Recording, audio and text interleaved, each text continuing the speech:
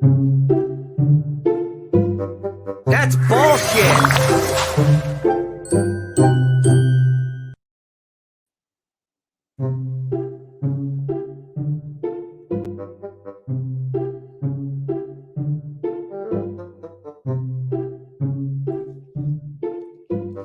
That's bullshit. Dun, dun, dun, dun, dun, dun, dun. That's bullshit. That's bullshit.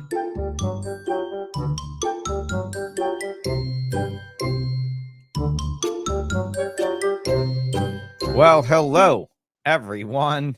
There are quite a few people waiting in the chat. There's 12 of you in there now. I'm not into lives. I don't ever watch the chat live. I just watch it on my stupid StreamYard thing. I probably shouldn't do that.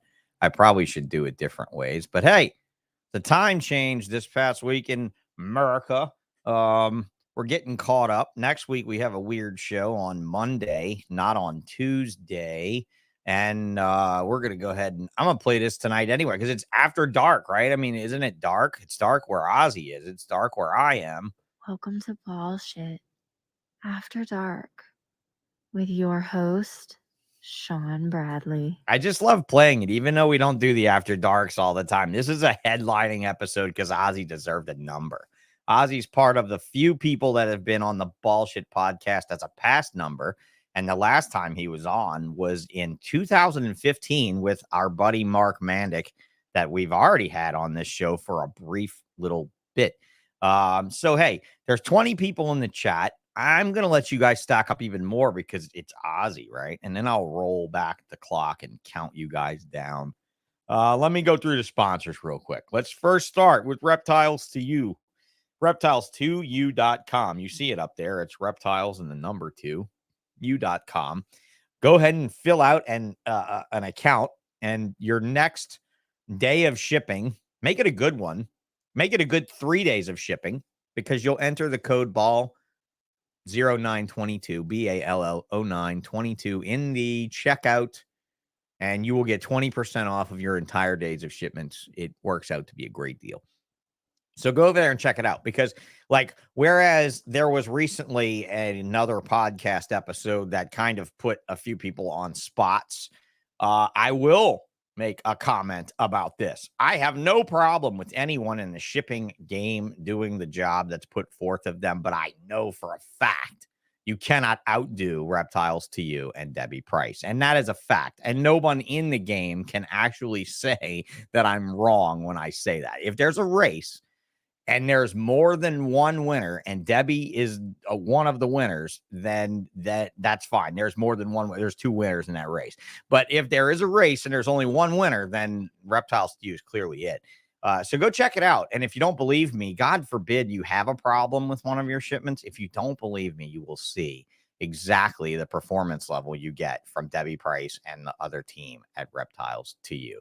MorphMarket.com, who is also got their own shipping backer, is a backer of this podcast. And I love MorphMarket. I love John Lehman, and I love how he listens to us. So there are so many updates that are always coming up here. Look at the news tab on here to check out the November 11th not for sale collections update. And there's other things, like there's an Outside the Clutch interview with John Feely from the First. Check that out. And go check out all the great dealers. Go click on this whole shed test deal to check out the rare genetic testing thing. We're coming a long way with MorphMarket. Maybe soon we see a payment system. I don't know. Maybe soon I hope he doesn't try a dating thing, you know, like King Snake tried a dating thing. And what is that? What was that? A herp-based MySpace thing? The fuck was that called? They tried a dating thing. Oh God, MorphMarket, please don't try a dating thing. It's a train wreck. So they're gonna try a lot of cool shit though. But C-SERPENTS, rack systems, incubators. My man Chris, I'm gonna have him on here after the new year, or maybe sometime in December if I can twist his arm. We'll get him on to talk about the bar business. Why don't we talk about the bar business? Let's get Chris on and talk about the days of running bars and how that's different than appeasing you fucks with rack systems and incubators. Check him out, C-SERPENTS.com. Check me out, Exotics by Nature on MorphMarket. I want to go ahead and bring some attention to the fact that one person did leave me like a neutral review this year. So it kind of brought my rating down to 98%, which I absolutely hate. But I wanted to show this off right here. Reciprocated ratings 100% over the last 90 days. I'm going to point this out to Mr. Ozzy in a short bit when we review his Morph Market page. But this is where I want you guys, especially you pros, to start paying attention to your clients. Your clients want to be you one day. It's the only reason they're buying shit from you is because they believe in the superstars that you are. And I'm not saying I'm a superstar, but I am saying I believe in my clients. So whenever my clients leave me one of these fabulous reviews, I go back and I leave that client a equal fabulous review. This is like eBay, guys. It does count and it does show reciprocated ratings. Oh, wait. Because he's not on yet. He's looking. I watch him in the green room, peering through the cracks, and we see a 0% over the last 90 days. So he's going to work on that.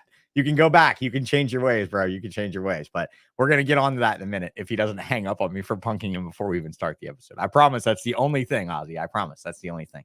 usarc.org. I'm chanting their names. I've got them at the top of the screen. We're all good. usarc.org. If you're not part of us, you're against us. Get to it. Bravo Zulu, thank you for being such a great sponsor and being such a supportive sponsor and giving me suggestions and all this stuff. Jim from Ectothermic Jungle, I got your logo. I'm going to get it up on the screen. I'm going to refine it a little bit and make it show up. It's kind of hard to see Eileen's down there on the bottom, isn't it? Right below where I am right now. It's kind of tough to see it. So I got to figure out this NASCAR thing. Infinite Possible Pythons, Nathan, thank you. John Woodruff, thank you very much. I like these reels. It's starting to look like Antoine's reels over here when you cut an African termite mound open. We'll see what's inside, and you see this rack. I'm sorry. You got to watch Antoine's reels, bro, and get to it and start making me laugh like crazy. Reptile Collective, there's Skittles. I'm hoping that Hydra goes to live with Skittles soon in the UK, and I'm wondering if we're going forth with it. So it looks like Hydra is probably going to the UK to live with Skittles. So thanks a lot, Reptile Collective. Savage Constrictors, you guys, check out this banner they had made. Sponsors, looking out. They had these little roll-up banners. I mean, it doesn't have to be for me, but just a tip for a cheap, I think she said it was like $30 on Vistaprint for a little roll-up banner to support whoever supports you. Might not be a bad idea. Check it out. Shane, Small Town, your sign's going out. I'm excited, bro. It's going to be awesome. Hopefully it gets all lit up and good the way we expect it. And if it doesn't, we'll make it good until it's amazing. Strange, I saw you in the chat. I'm about to get to you right now. And let me bring you in. I'm gonna bring Mr. Ozzy in here. Hey man, how's it going? What's up, brother? Hey, what's going on? I'm going to do a shout out to these people while you're here so they can see, because they're going to have all these great things to say about you. Hell yeah, man. Ozzy, that was the first person in. Hey, Elite, what's up?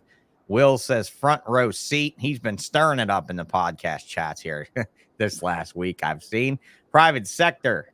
These seats rock. Got him on Groupon. Yeah, I bet you did, because I'm the only one that doesn't charge for content. We never, ever paywall content here on Bullshit.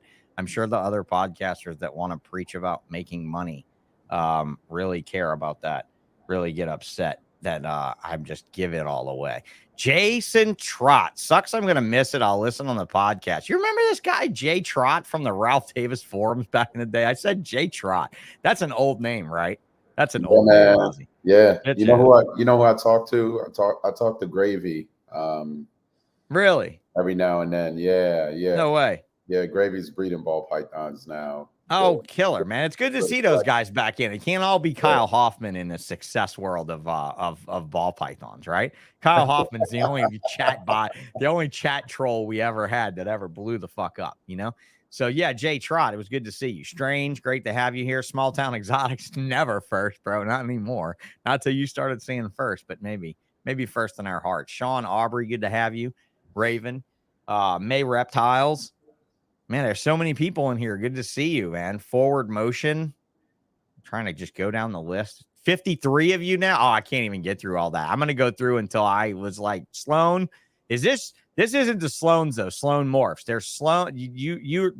That's tough. That's tough. Because you got Nick and Justin, right? This isn't Nick and Justin, right? You got Sloan Reptiles. Yeah, Nick and Justin are breeding again. You know that, right? Right. That's what I'm saying. Yeah. Sloan Reptiles and Sloan Morphs. So Sloan Morphs, I love you because your name's Sloan too. I'm not going to dislike you, but that's one of those moments when, ooh, naming is tough, bro. Naming is tough. There's only one Ozzy. There's only one Exotics by nature, and I dare you to fuck with one of us. I'm telling you. In the name game, that's it. I'm not saying I'm as good as this guy, but I'm saying that in the name game, we have staked our flag. We really did the moon landing. We were really there, and our fucking flag is really there. I dare you to try to stake it, right? Oh, man, that's something else. So, yeah, you bring them in. Eric Morph Factory, Pravada, Genomic Labs. These are all my main guys. I'll end it with this guy right here with smash the like, smash the subscribe, because 57 of you is the most I've had in my measly little chat. And I don't even think Ozzy's got enough time in his life to check out a podcast to give me any critique on what I've been doing. But I will say, Aaron Barbosa is the loudest guy on Instagram when it comes to chanting about people. So thank you. Smash the like, smash the subscribe, and on with the show. Balls. Yep. Bosa is all about it, man. Creme de la Clutch. I'll throw him up there because he's kind of connected with Bosa because he's got Bosa doing all his chanting for him. Mr. The envy of the box. Have you seen Alan Hernandez pack a box, dude, with the black foam, and it's got like the creme de la clutch bag is like a black and gold tasseled. Yeah, I'm holding it like a scrotum. I mean, really, like it's something where you're like holding your junk, man. It's ridiculous, like a Crown Royal bag. I mean, he's really showing it up. I bet you get a kick out of what people are doing today to sell a ball python. People just take pride, man. Some of these guys take a lot of pride in their brand, which is, everything. It's commendable. But yeah, just shout out to everybody. I see a lot of familiar names on there. Much love. Lady Tiss, thank you for coming in. And happy Veterans Day. Happy Vets Day. Yes, indeed. Yeah. Absolutely. Yeah, so let's have some fun, man. Reminiscing. Reminiscing. Okay. So, I mean, I listened to this show from some other podcasters from last week. It was pretty critical. And I like some of what I heard. I didn't like some of what I heard. It's all good. It's what it is. Everybody's got an opinion. But I will say this. I thought it was interesting that there was a question of what did I intend to bring to the game of podcasting when I come back. And I'm not even going to wait to address it on one of their shows. I'm going to say it right here on mine. And it's this shit right here. It's me and him doing an interview for and with you all that is different than any interview you've ever heard him do with anybody else that's done it. Why? Because we've been around the block, like if I say the name Joe Compel, that means something to this guy. That means nothing to any of you. It means nothing to any other podcaster. It means nothing at all. But I could throw that name out, and he hasn't heard that name in a hard minute, I'm sure, thrown at him by anybody in this field. And I mean, I don't know. Did he have any doings with you on the first website or first logo or anything like that? You and Joe? Was that Frank Memo that you had dealings with on that at all? No? It was a guy, I forget his last name. His name was Mike out of New York. Okay. That hooked up my logo and helped me with my first website. Because you and Joe had this uncanny likeness with your quality and your game. And Joe was a school teacher, if I'm not not mistaken. Jersey. Out of Jersey, right? Yeah. Right. Joe, Joe was a good guy. Yeah. And we had both gotten ball pythons from him, some sick hypos and pastels and stuff really back in the early days, and he ducked out. But I mean, that's the thing. We can reminisce about this kind of thing. And that's what I think I'm bringing back to podcasting. I'm doing something for you guys and with you guys that I don't think anybody else in our day will do. I don't think anybody will bother with it. I really think who should be in this spot with me or competing with me in this is Ralph. I don't understand why Ralph never, and I mean, Ralph, take this as a pot shot if you want, or as a challenge, why you never turned on a mic and a camera with what you did with the blog back in the younger days of me and this guy right here. Because, I mean, Ralph's an entertainer, man. Right. He always was. And I mean, if this was his stage in 2001 too, he would be the biggest. He'd be the biggest guy on YouTube. Yeah, no doubt. Yeah, it'd be huge. So So yeah, from back in those days. I mean, what year did you start? Like it was like 2001 or 2, something like that. No, 2000. 2000 I started. That's when I started getting back into it. Just into snakes, collecting snakes in general. And really just at that point, I just had a couple of pets. I wasn't intended on breeding anything. And that, you know, that changed quickly. You know how it is. You get hooked pretty quick. And, yeah. you know, by 2002, I had started breeding. So, Yeah, indeed. So Snakes and Doggy says Ralph Lauren, he's got nothing on your style, Sean. Polo shirts are played out. I did stop wearing the polos because I had snake people start sending me shirts, but tonight I'm actually I'm glad you said something. Tonight I'm repping a shirt that truly is all about what I'm all about. Okay. But it's made by some friends in the aquarium industry in Europe. And it says the plain truth. Motherfucking nature. Man, I mean, it just says motherfucking nature.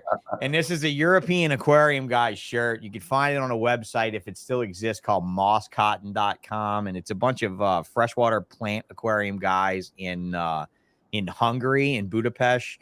And they all have this clothing line with all these crazy, trendy aquarium things. And one guy there is always like motherfucking this and that whenever they're doing YouTube shows, and they're always beeping him out because they got a family event. And they finally made him a shirt, and they made it family friendly so they could wear it in the shop. And so I actually bought these for all my shop members in my fish store, and we all wore them in the fish shop. So motherfucking nature, shout out. I love this shirt. I always wanted to steal it from them, but never ever wanted. I never wanted to do that quite that dog dirty to them. But yeah, man. So you got the MorphMarket OZZYBOIDS shirt rocking over there. yes, I've got a couple of those MorphMarket combo shirts running. How's that been for the resurgence of the reptile market? I mean, I think you'd think that was the parachute that saved us all, right? Yeah, man. I think MorphMarket was huge benefit to the industry, and it really leveled the playing field, which is I think is critical to the longevity of the industry. You know, small guys get in and they start breeding and producing stuff. They need to be able to sell their animals and get a return. That's what keeps people coming back. That's what keeps the industry growing. And you know, you've seen it over the years. We've been through several crashes. Seems like things are slowing down now because of the recession and everything that's going on. But market's been really strong, especially since MorphMarket came out. So I'm pretty sure MorphMarket contributed to that. Yeah. And I think it balanced everything in a time of auctions and a time of Facebook group giveaways and stuff, where you had all those groups and they were all so concentric on like one thing, like one spot nose group or one spider group or one, and everybody was listing the shit for sale. Hey, Jaffe, what's up? He says, hell, everyone, the legend Ozzy, one of my dreams to meet Ozzy. Definitely go meet this guy. Shake his hand. There's probably not a lot of places, huh? What, Tinley is the only one you kind of show to at this point? Yeah, I haven't even been doing Tinley, man. I haven't been doing any shows. I've just been kind of staying low key. Well, hey, staying low key on Instagram with a Patreon page isn't exactly low key, bro. You got to get out there and shake these people's hands. You got to get out there and get their DNA on your DNA, and that's how that works. You know, I mean, that's the one thing I can remember about the last Tinley Park show that I did, and I'm sure I touched on this before, but Miguel was there, and Miguel had to buy the hypo puzzle group from me because I was selling my adult hypo puzzle group, and he was the lucky one that was buying it. And I told him, I said, Miguel, I don't mean to be rude to you or anything, but I want you to come the first thing you get to the show on Saturday morning. My table is right behind Sea-SERPENTS, right behind. You come right to my table and pay me and pick up these snakes, please. I don't want to try to be playing catch up with you all weekend. Yeah. Wow. Because I knew it would happen, right? Miguel had blown up on YouTube. Okay. It was March. Okay. Ozzy, it was March between October Tinley and that. And Miguel had blown up, dude. His numbers on YouTube had just climbed up the ladder. And I remember taking money from him and turning her and telling him, Did you enjoy the last reptile show you went to? And he said, yeah. And I said, that was the last reptile show you ever got to enjoy, bro. He's like, what do you mean? And I said, there's like 15 families waiting to meet you behind you. And it took him an hour to get off my aisle in Tinley. And I was just like, oh my God, don't you wish at some point you could just go enjoy a show? Because I mean, I know I like talking to people, right? I'm talking to you, but like, do you ever have the wish that you could put on a mask and just go through a show and like be just incognito and just check shit out? Yeah, man. I miss those days, and it's cool when you had a show and people are showing you a lot of love, but it definitely it can wear you out. It can definitely wear you down. And or it just doesn't allow you to see the fun stuff. Like you have to go back and recount the show from YouTube and Facebook posts and stuff. And it's like, wow, I love to see it, but gosh, I wish I could like disguise myself as a wheelchair weirdo, somebody different or something. Like back in the day when we were starting out, I mean, those were the shows where you had the most fun. I mean, right? You got to talk to people and you got to ask things, you get to learn things, and you got to see things, and it was a different experience. Like, it's fun, and this has nothing to do with being a celebrity. It has to do with doing this a long time. That's all. And at that point, guys like Ozzy become this celebrity. Oh my God, like I can't wait to meet this guy. And the thing is definitely, I'm not saying you lost sight of that at all, but I'm saying don't lose sight of that and get your ass out there to a show. Yeah, you know? I'm just at the same time too, you know, I'm just a snake breeder, man, like everybody else. There's really no like difference between nothing special about you at all. You got a room full of racks, right? You put your pants on one leg at a time. I wish I had that Christopher Walken skit pulled up where I could have him say he makes gold records. Yeah, the only thing I'd say is different is like when I'm cleaning cages, I don't put gloves on. I see everybody nowadays putting gloves on. But all right, the man doesn't put gloves on. As we were just talking pre-show about him coming down with a little sickness, and me saying again, like last Tuesday with the vet, that I wash my hands once a day when I wash my hair. I mean, and hey guys, if you didn't check that episode out, God, man, go check out the Mark Mitchell episode. If y'all want to hear anything on ailments, if you want to hear anything amazing from a super vet that you never heard of, like people you'd never be like, where the fuck did he get this guy? It's just because I've known him and I've worked with him for 20 years and I respect the fuck out of him. And that's why I brought him to you. Just like Ozzy here. I respect the fuck out of this guy, you know? So, so what did you do as a career this whole way along the way? Bring me through that real quick. I'm sure you've done this on every show. I was working in biotech, and I quit my day job in 2017. And I just got tired of the corporate bullshit, all of the shenanigans. And I finally walked away from it. I was consulting for a little while, part-time, in the industry while I was ramping up my production. Because for a long time, I was just doing, about 40, 45 clutches a year. I wasn't doing a ton of clutches. So I pretty much doubled my production. And then I started focusing on real estate and investing in real estate. And that's what I've been doing the past, 5 years, learning a lot, have a lot more time to study, and just trying to be smart with it, man. Because what real estate area are you into mostly? I mean, commercial, residential, what? Residential, and I invest in syndications as well. But primarily it's just residential real estate. Own a little multifamily, a bunch of single family homes, and that's what I'm doing. I'm just trying to. Are you your own property manager? Are you paying a property management company? No, I manage my own properties. The goal is I don't want to get all technical on the taxes, but no, it's fine. Yeah, the goal is to file my taxes as a real estate professional, meaning I have to work more than 50% of my time has to be spent working on my real estate businesses.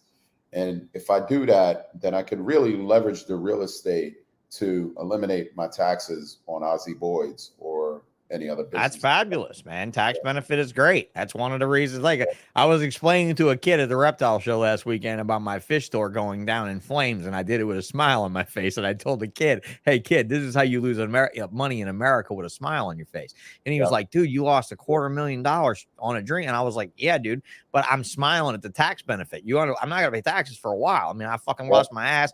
It's good to be in a good, you always got to look at the spot you're in. And if the spot you're in can have some levy against taxation, then fucking great, You got to take advantage of it. I mean, you got to take advantage of that, especially when you climb up in the tax brackets. And for me, honestly, I try to stay poor as I can to be in the wheelchair and have my medical situation straight. I was like, but honestly, other than that, fuck, I love making money, but I hate paying taxes. And at the same time, you got to be legit.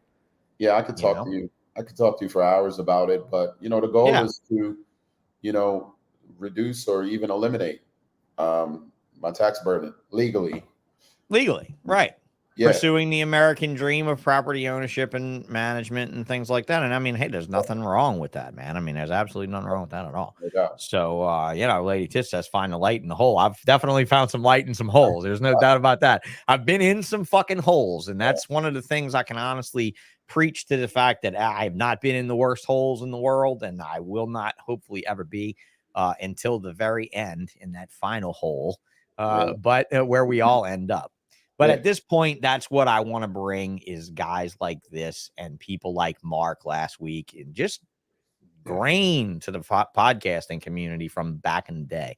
So you were in biotech, you moved out, moved into snakes, moved into real estate. Yes, how big's your snake collection? It's pretty small, and you've prided yourself on the size of that collection being tiny. Considerable. I did 100 clutches this year, but I did hire. I have a couple of people that work for me, so I'm kind of. And that's a lot for you. That's a lot for you. That seems like a lot for you. I mean, I can remember back in the day of you reaching out to me and Celia and being like, guys, I'm kind of going a different way with this. I'm going to go with the quality over quantity and continue to up my racks. And Celia looked at me and I was like, yeah, that motherfucker's got a good job. I said, yeah, he's got a good job. I was like, we got to grow a bigger collection, babe. I was like, you want a nice car? He's got a great job. If you want me involved, we got to grow a bigger collection. That's just how it goes. And I went the bar check route, right? I went like the mega collection and went bigger. And I don't know that I went the right way, dude. I mean, not in my perspective. I don't know if I went the right way. I got to work with a lot of shit, right? You got to be careful with animals, just because they're animals, So exactly, it's scaling up. Scope of that is very, very tricky. And some guys like Mike Wilbanks, I don't know how the hell he does it, but well, he's in a place where scaling up is not as difficult, and he's got a scaling up brain. I mean, we can both admit that about Mike, right? Yeah. Mike's brain is I'm not saying it's like too big, right? I'm not saying his goals are too big. Not like like I'd call Jeff Barringer a megalomaniac. I wouldn't call Mike Wilbanks a megalomaniac. He's got big goals, right? Big things. But it's always been very concentric on the species too, though, right? I mean, like, he's not gone heavy into colubrids, in other words, heavy into geckos. He's pretty much into ball pythons. And what is Mike fooling with any retics? Or he's probably fooling with some boas or something like that. But I think he might be. I don't know. He might be working with some other species, but as well as I do, that dude's been itching to blow that up for a while. Like, right? I mean, he's that kind of guy. Like the way he shows, the way he went to ham. Like you and I never went to ham like that. We never like brought the kitchen sink with us. I went to ham, and I would deliver a few snakes, and then I would relax and enjoy being in Germany. Right. And that's been my entire MO. Like even now, like, it's not just business. I spend a lot of time like just trying to take care of myself, my health, etc. And just raising those two girls, right? I mean, that's not easy. We talked about this. Lindsay said, Ozzy's in the room and the chat's awfully quiet. It must mean everybody's listening. Life lessons happening here in this podcast, right? Yeah. Oh, hey, man, look, it's cool. One thing that you do have is wisdom at this point, and I do think that it's absolutely one of the things. I mean, My friend Nick says, shut up, Sean, and let Ozzy spill out all the gold information he has in that head. Man, I mean, he's going to want to charge you guys for that, right? I mean, that's what the Patreon page is all about. Come on. No, the Patreon. So the Patreon is more, you know, it's where I could be real and I could talk about, you know, sensitive topics that I really don't want to put out, you know, on Instagram or Facebook or YouTube or whatever. Just, you know, it's just a lot of people who are really not interested. They're more just like, you know, fishing for information or being nosy or whatever. And then people get offended. Like when I say I don't want to pay taxes, people get offended. That pisses some people off. I mean, you know, I'll pay my taxes legally, but I'll also take advantage of any legal write-offs that are available to me. And I'm going to implement tax strategy because sure. But it's a live animal-based business. You've learned those things, right? I mean, we have mega write-offs. We have those abilities. You know, it's not lying. It's not, I mean, it's not lying the amount of rodents that you turn into fertilizer for someone's yard. I mean, that at the end of the day, that can count as a loss in a collection and can be very, you know, negative in the tax department. And I do believe that there's probably a lot of people in the ball python world that are a little underrepresented in that field, right? I mean, there's a lot of people just in general who the information is out there. It's available to everybody. Right. But you got to be willing to, you know, go out there. Lady Tish says, right, creative, legally. So when I started Exotics by Nature, Ozzy, one of the very first people I talked to was an accountant. CPA, yeah. That's it, a CPA. And it's the one bit of advice I've given every single breeder that's wanted to do anything with a business, that's wanted to open a store, a rescue operation, or anything. Call a friend with a business, get a recommendation to a CPA, carry $100 bill with you, give it to that CPA and say, I would like you to talk to me about how to set up this business. Before you buy your first pair of snakes, I mean, go do it. Because that first receipt, that's all in your favor, right? You lose money until you make that money back. And I think a lot of people lose sight of that. You know how many times you still hear that, oh, you can only lose money for 3 years. Well, fuck you. I lost money for like 20 some years. I don't know about you. I fucking lost a lot of money, you know? And I mean, in ways that you should hire a CPA and provide accurate books and do the right way. So you'd give the same advice then? Oh, absolutely, man.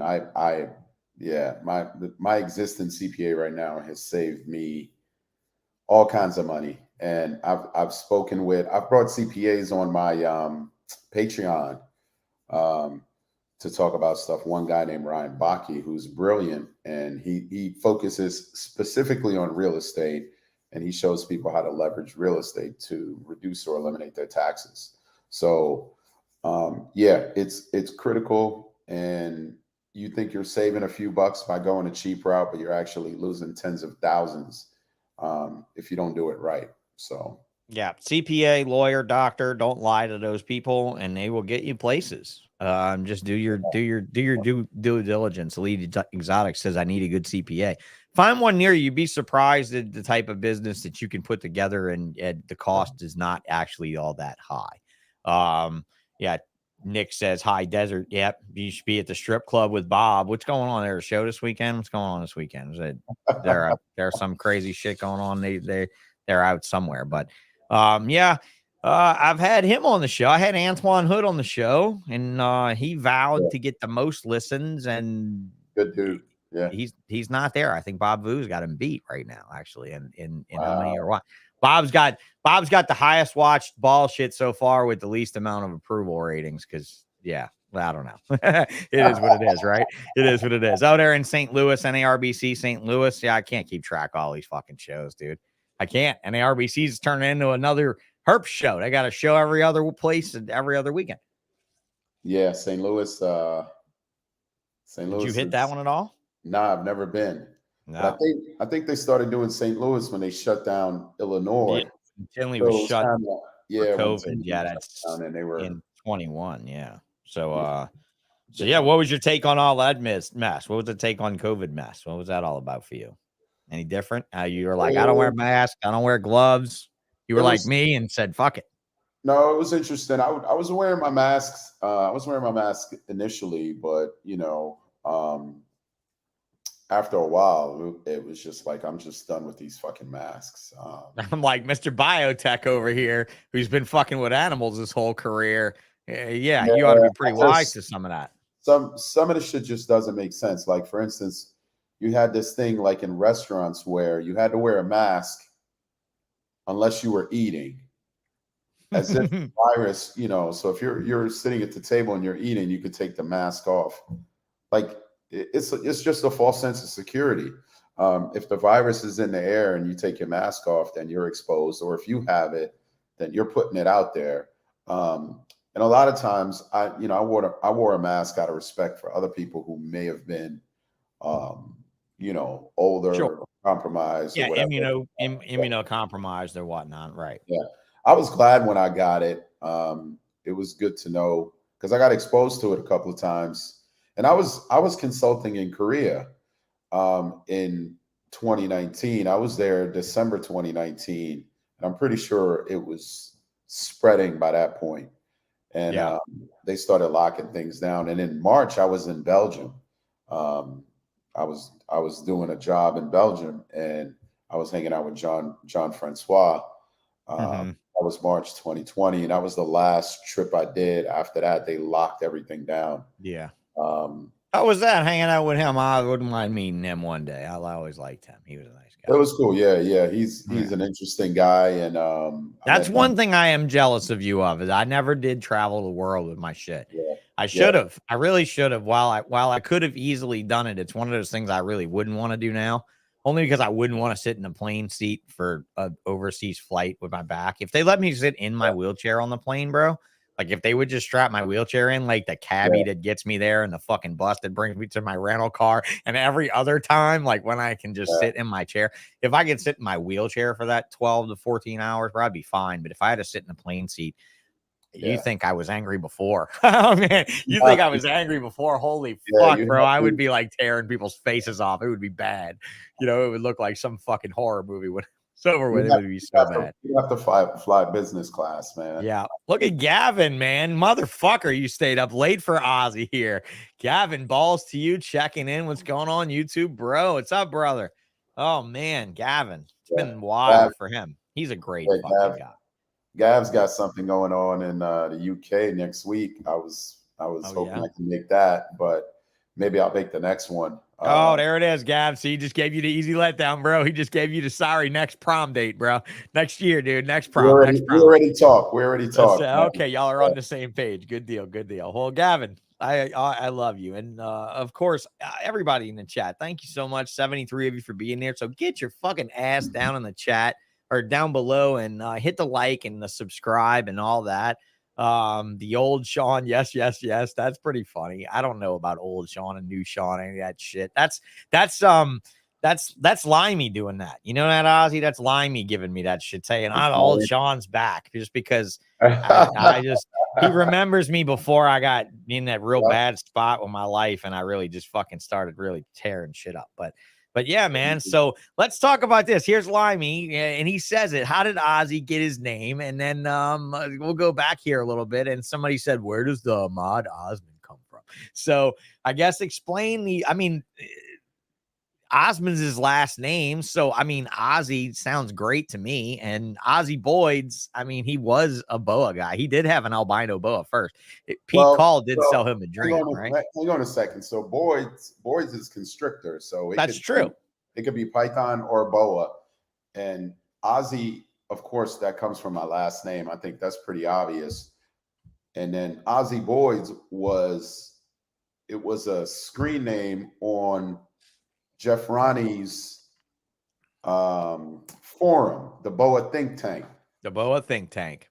Yeah. I was going to say it was that or it was King Snake Chat. I couldn't remember where you were back then, before Ralph's chat, before Ralph's forum, Yeah, it was on Jeff Ronnie's thing, and I went to see a CPA, and he told me that I needed to make my snake thing a business because I'm going to pay taxes and I'm not going to get any write-offs. And he, like, sitting right there, he kind of put me on the spot and said, we're going to set up a sole proprietor. And he asked me right there, he was like, what do you want to call it? And that's how OZZYBOIDS became a business. Born. And it was like shit. Like I just thought of OZZYBOIDS, the screen name. Ran with it. And I just ran with it. So that's where OZZYBOIDS come from. And that's the bow and eye on a phylonetic tree is constrictor snakes. So that's right. Then it breaks into Python a day and boa a day. Right. Exactly. Exactly. So there he was, and he's still rocking the same logo. He never changed his logo, guys. He never did. He never succumbed to the logo change. He never evolved. Innova. He never evolved. That's what I was joking about, Ozzy. I was joking that I was going to change exotics by nature because we were evolving. We weren't innovating like Justin, and I was going to call it Evolva, and make the V like a total vag looking V. Because like my buddy that did my graphics for the front of my fish store, he's so creative, right? And I'm like, give me a graphic that's so unique. I'll have to share this at some point. The first graphic he comes up with, dude, it's like this ocean obscure graphic. But there's this giant dark opening that's totally vagina shaped right around the front door. And I was like, bro, if we go with this graphic, are you going to provide a bell? And he said, what do you mean? And I said, if I go with this graphic, you better provide a bell on the inside that the customers have to ring if they're satisfied when they come in. I was like, that just looks like a giant vag on the front of my fucking store, you know? So yeah, you never changed the logo. I mean, you did, you had a boa, right? Didn't you have an albino red tail? Yeah. I have one with a boa and I have one with the albino ball python. Right. The albino ball is the one that's kind of stuck now. But I remember the albino call strain red tail because this motherfucker right here bought the call dream hook, line, and sinker just like me. I mean, we're not going to lie that he is probably one of the era that bought the Pete call dream. You, Mark Petros. Oh, God. Mark Mandic. I could yell out so many names. Yeah. Petros, Mandic. I mean, Jesus, so many of us that bought in at the same time that really did something with this industry. Did you ever really think, Richie, that's too much, bro. I'm not picking up Miguel like that. Always involve with pythons. Now that's funny as fuck.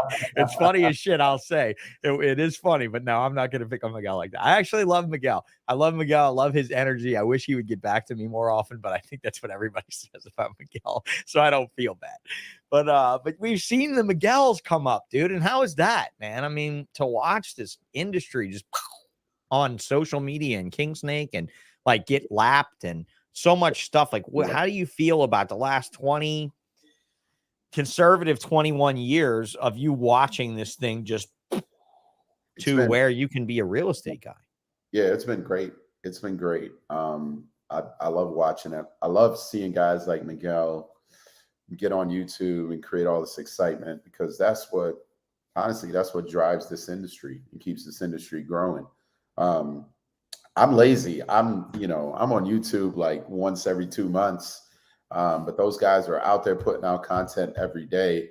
They're really doing the industry a service. I'm doing twice a week. I'm trying, I'm trying to do with some other thing like the history part, but, like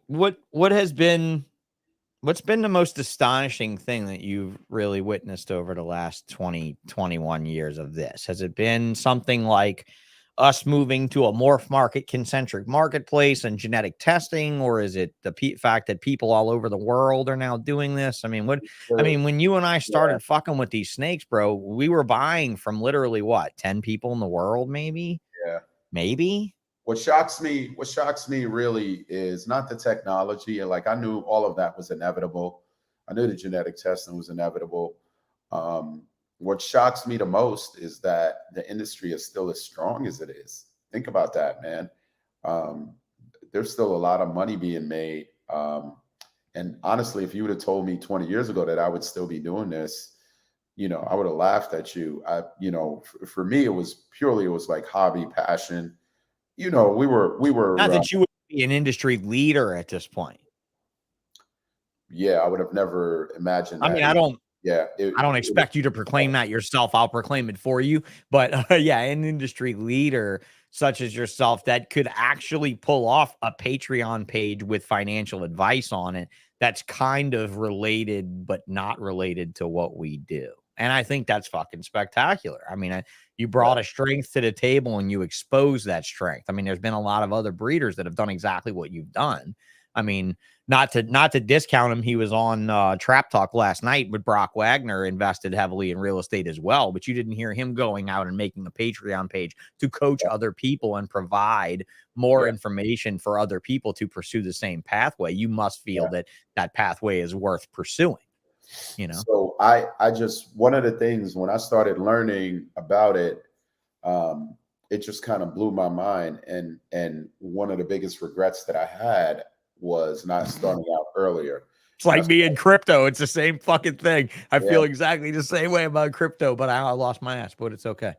Yeah, it's all crypto. Yeah, crypto is not doing so great right now, but it's great though, dude. Look, Solana burned 2 days ago. I sat home with my buddy. I was in the shower and I triggered a trade, and Solana started. I triggered a short and it started burning. Nice. And I had $500 ride on this short, and I cashed out at $2,500, bro. I did great. I fucking did great. I had a 350% return. But that's lightning strike, right? Like, I love it when it sucks. Like, I'm waiting right now for it to crash again so I can bet again. But at the same time, I, like you, wish I had learned more about it earlier, because I would have bought it in 2019 and stuff, you know? Yeah. So, you know, so that's why I started putting that information out there, and I started talking about it, and I realized that a lot of people were receptive. So, you know, I charge a few bucks for my Patreon, but that's, you know, that's because of the time and effort that goes into it. But I don't like, the information that I put on there can literally save people, you know, tens of thousands of dollars in taxes every year. So this shit is worth it. And it's like, it's good content, good information. And I'm just hoping people actually go out and execute, because a lot of people learn about it, but they don't take action. So I'm just hoping people execute. And I wish I had done it with my money, but whatever. I did still live that dream. My dream is not to go and fix houses in a wheelchair, you know. Well, I don't fix houses. I don't do that. So what I mean, in the way of management and things like that, and in the way of, in the long run of it, it's just not something. You know, I could do it. You can manage it, because I basically, all you need is a computer and a telephone, and you can manage it. I could talk you through that, and when you need something done, I don't do it. I leave that to the professionals. Right. So I just basically call people, get quotes, and send somebody. Yeah. Gotcha. And it's worked for you. It's worked for you even through, how do you feel about the investments now, now with the economy being what it is? You still feel pretty good about everything? My real estate has been great, because you got to understand when real estate is a hedge against inflation. So whenever there's inflation, a couple of things happen. One, the price of the assets go through the roof.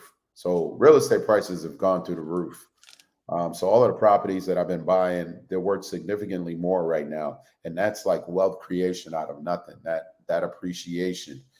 And then the rents have gone up like significantly. And a lot of my rents are still below market. I don't raise my rents like all at once, but I'm getting good returns. I'm getting good rents. I have good appreciation.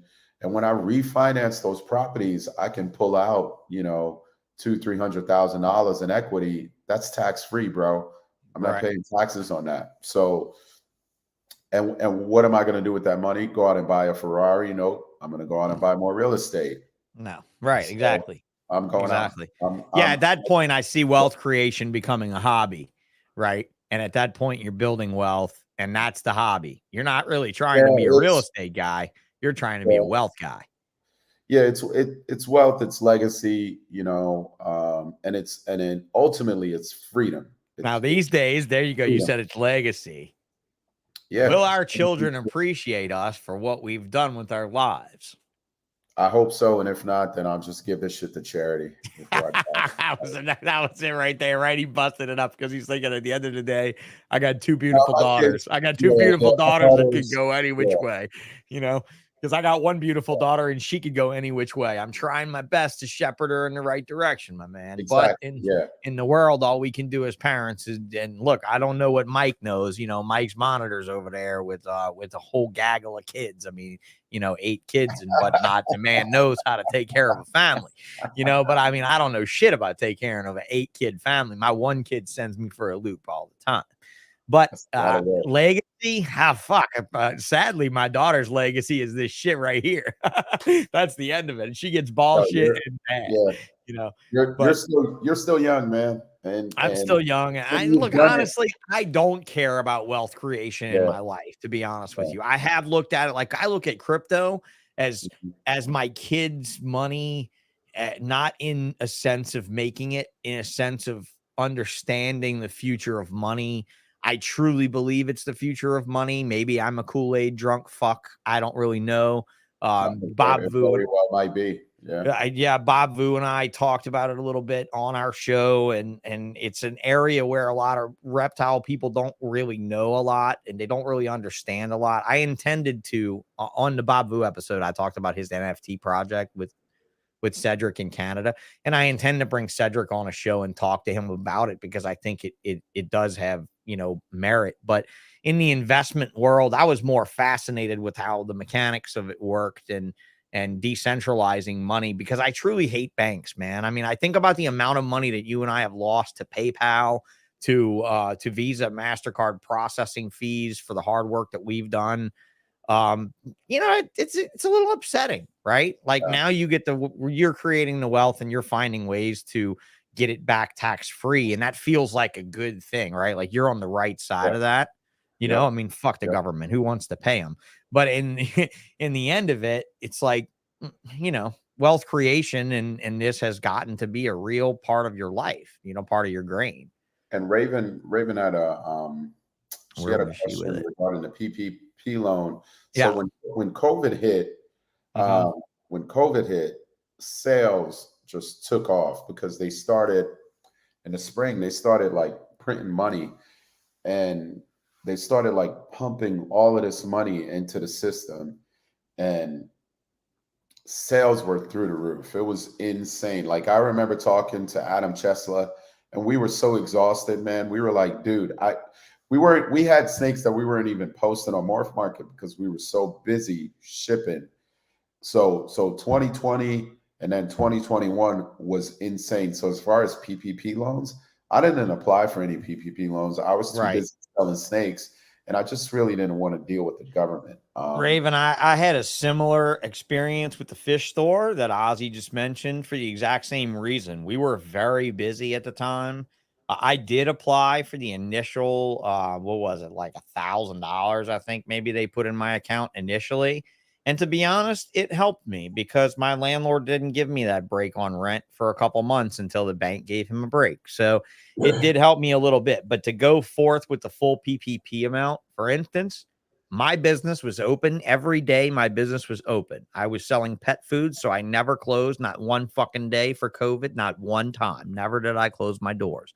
Meanwhile, my neighbor across the street ran the business that does all the fireworks and all the special effects for the city of New Orleans, Baton Rouge, LSU, the Saints football team. Every wedding that anybody ever spent more than $100 grand on around New Orleans, they were a part of.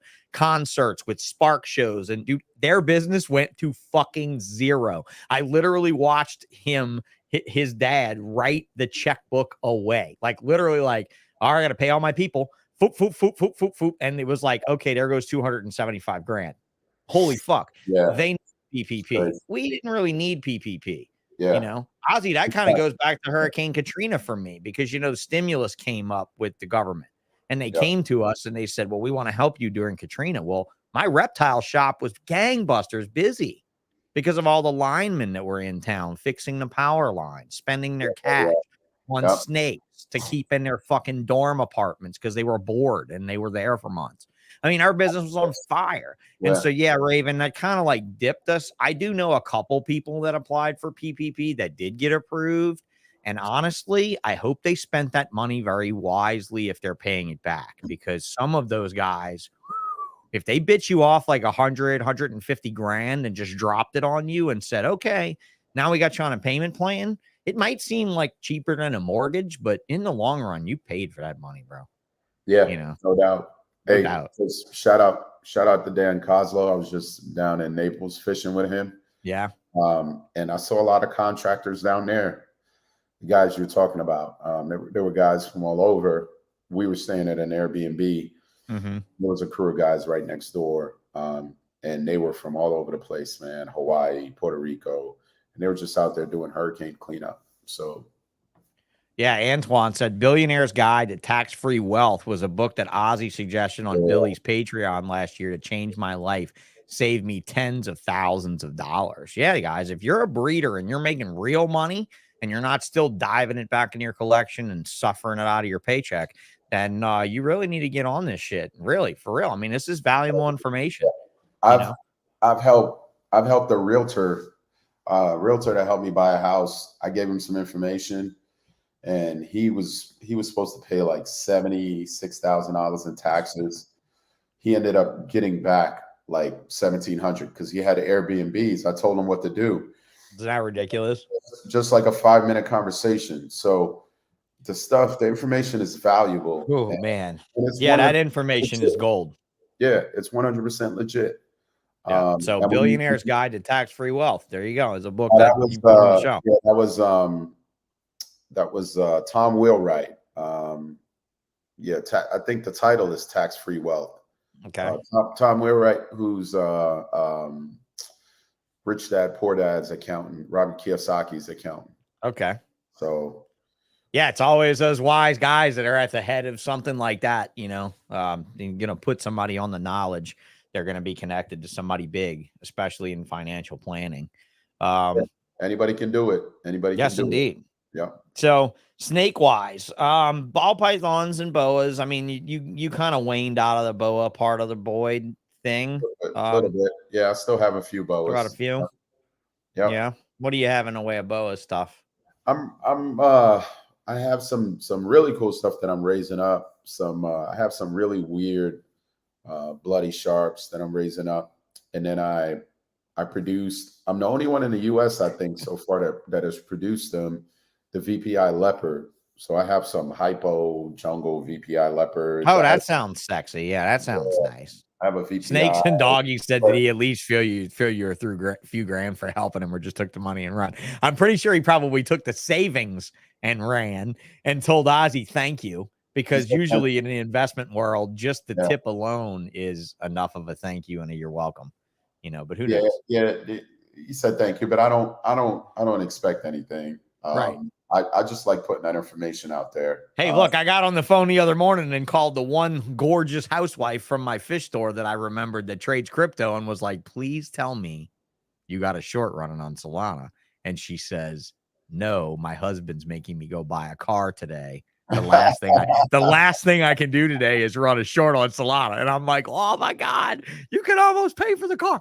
So like, the funny thing is me and my one buddy did throw around money a little bit like that. And his kid saw us doing stuff. And his kid was like 18 and was like, Dad, would you please take this money and put it on something and so I could buy a car? And his kid gave his dad $6 grand. And his dad's like, dude, I might as well burn this money. I'm telling you.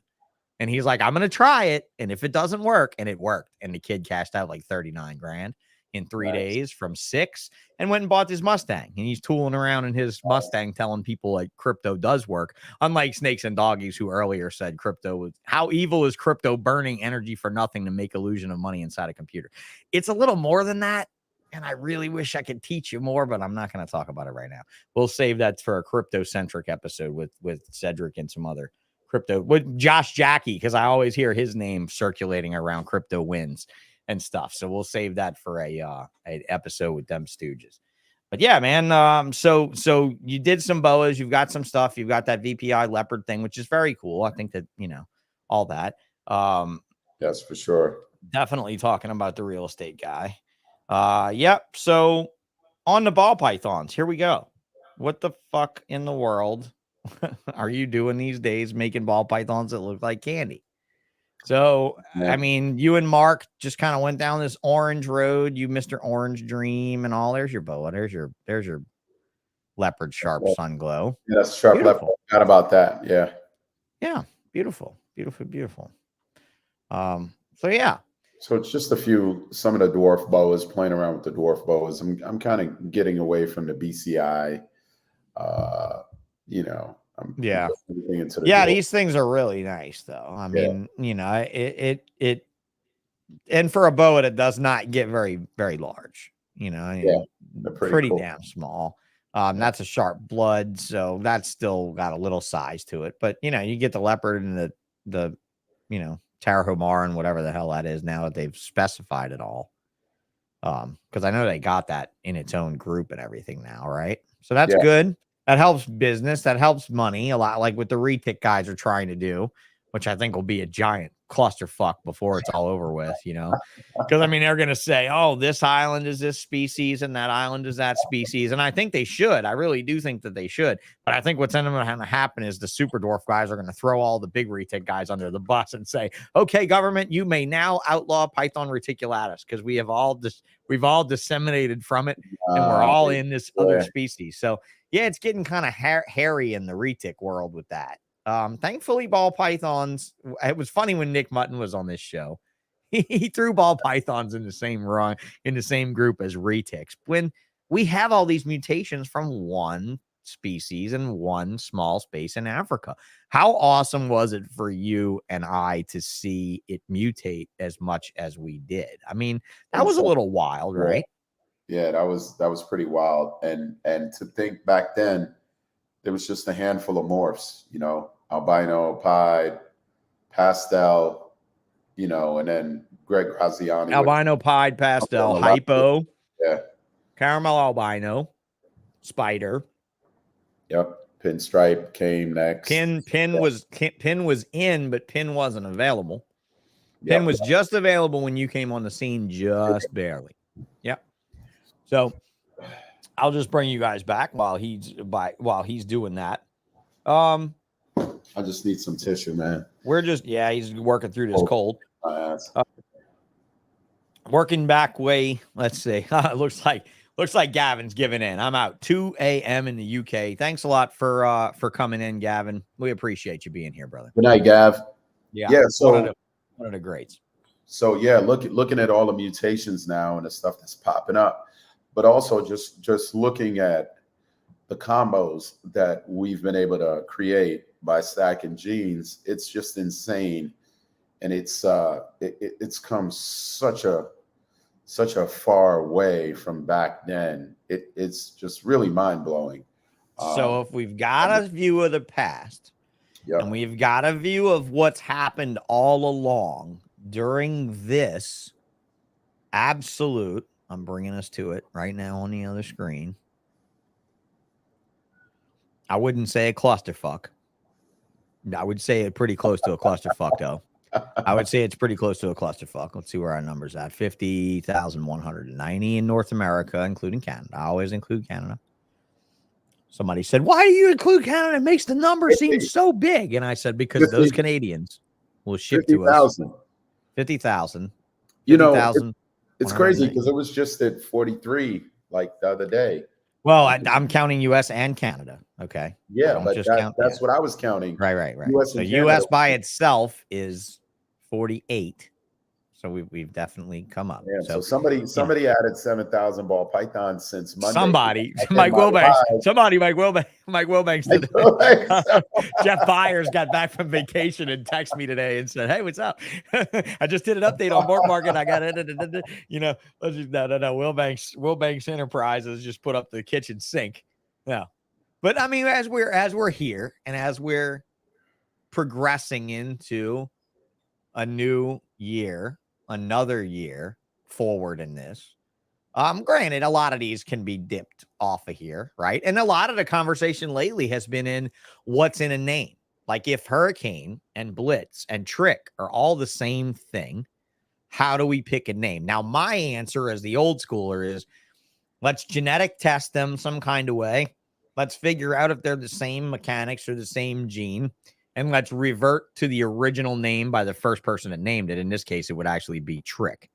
How would you do that? Would you go by the popularity vote? Like most people at the show last weekend said, I wish Hurricane was the name because Hurricane's bringing the most money. That's what they all said. Me personally, I don't think they're the same. I mean, Okay.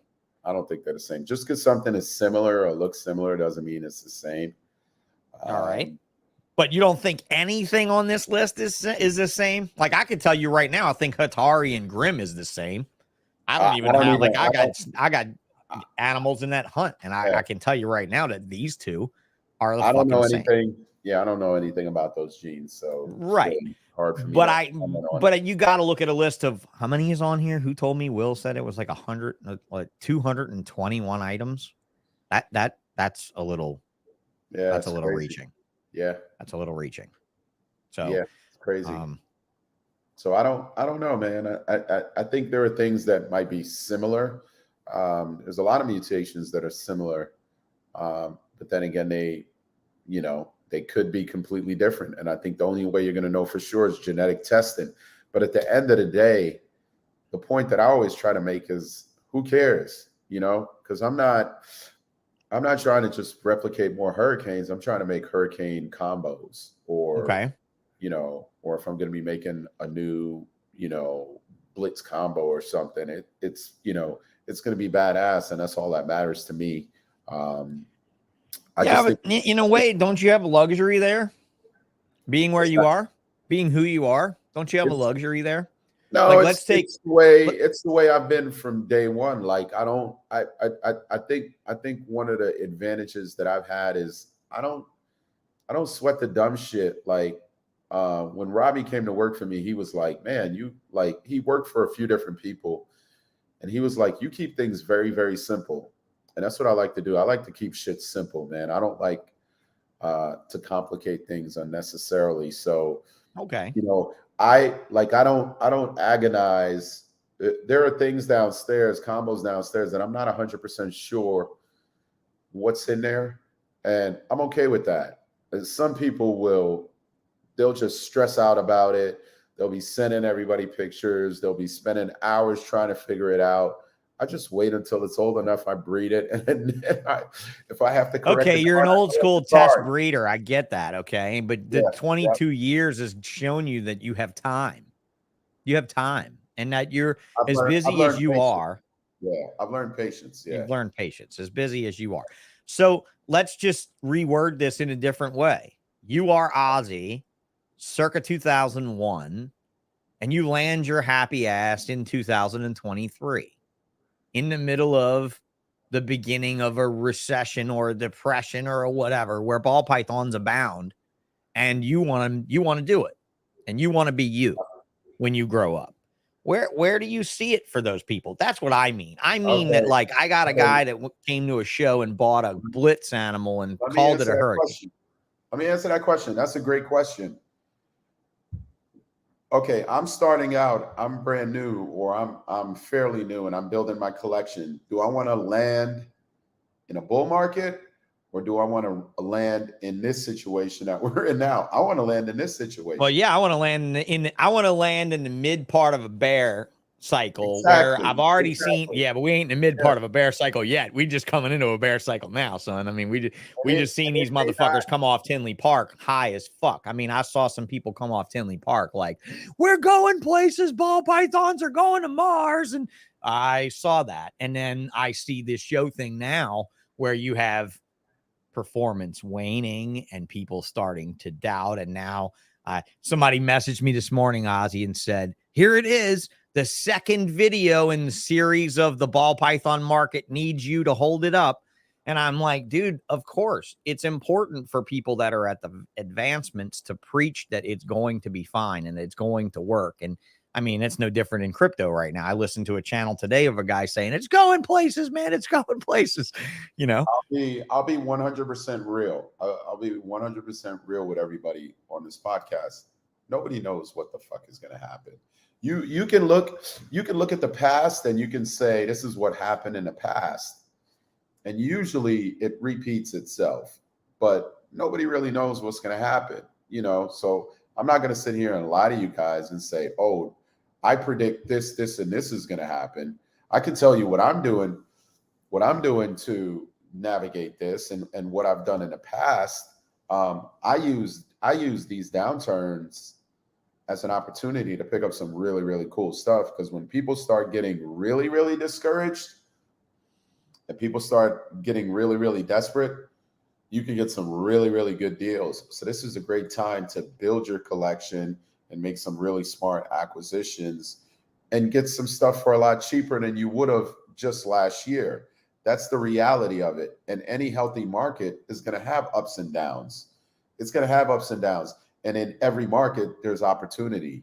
So you just got to stay positive, and you got to look for the opportunity in the situation, and you got to prepare for the worst and hope for the best. That's it. That's it. That's it. That's But it. I'll Wisdom. still be here. I'll still be here, and I'll still be plugging away, and I'll still be working on some really cool ass projects, with the hope that this crash, when the crash is over, and all of these people that just got frustrated and just sold their collections or stopped breeding or whatever, you know, when that happens, and it does happen, and it's happened in the past, and it will happen again. People are already selling their collections. Yeah, I had a guy who happens to have, I mean, my private number is very public. I'm not hard to reach at all. But this guy hit me up last night, and he said, sent me a picture of a snake, and it had spider in it, right? But it was a fucking sick looking snake, Ozzy. It looked badass. And I was like, dude, I know that snake has spider in it, but that motherfucker is badass. Yeah. I go to fucking love to have this snake. 15 years ago, if I'd have had this snake, you guys have been worshiping me like a god. You'd have been like, evil morph who? You'd have been like, he's really the evil morph god. Fuck Kevin. And Kevin's, which by the way, Kevin and I had such a great conversation Sunday. I'm so excited to bring Kevin on this show. In January, we're gonna have so much fun. But dude, it's really funny how it works. And this guy hits me up with this spider picture, and I'm like, bro, that's a bad motherfucker. And he said, you wouldn't believe, I just bought a collection for $1,500 that came with more than $8,000 worth of racks by itself. And I was like, whoa. And he was like, and I almost felt bad doing it to the guy. But at the same time, if it wasn't me buying it, somebody else would have. And I was like, dude, there's nothing wrong with that. It sucks to have gotten to somebody at their worst time. Like, hey, I'm not in a great spot. I sold my tortoises the other day that I've raised for 12 years, mostly because I'm tired of fucking buying vegetables. Yeah. And I got to buy vegetables for another winter inside. And I really just don't want to do that. But you know, they didn't go far away. But at the same time, it's like, having that wealth has been kind of nice to lean back on. Your wealth isn't in your snakes as much as it is in real estate and stuff. So you have that luxury to do that. But what I meant was you have the luxury of picking whatever project you want to use. Like, let's say, like Limey, for instance. Limey's been all up on paint. They talked about paint last night on MJ's show. Yep. Right.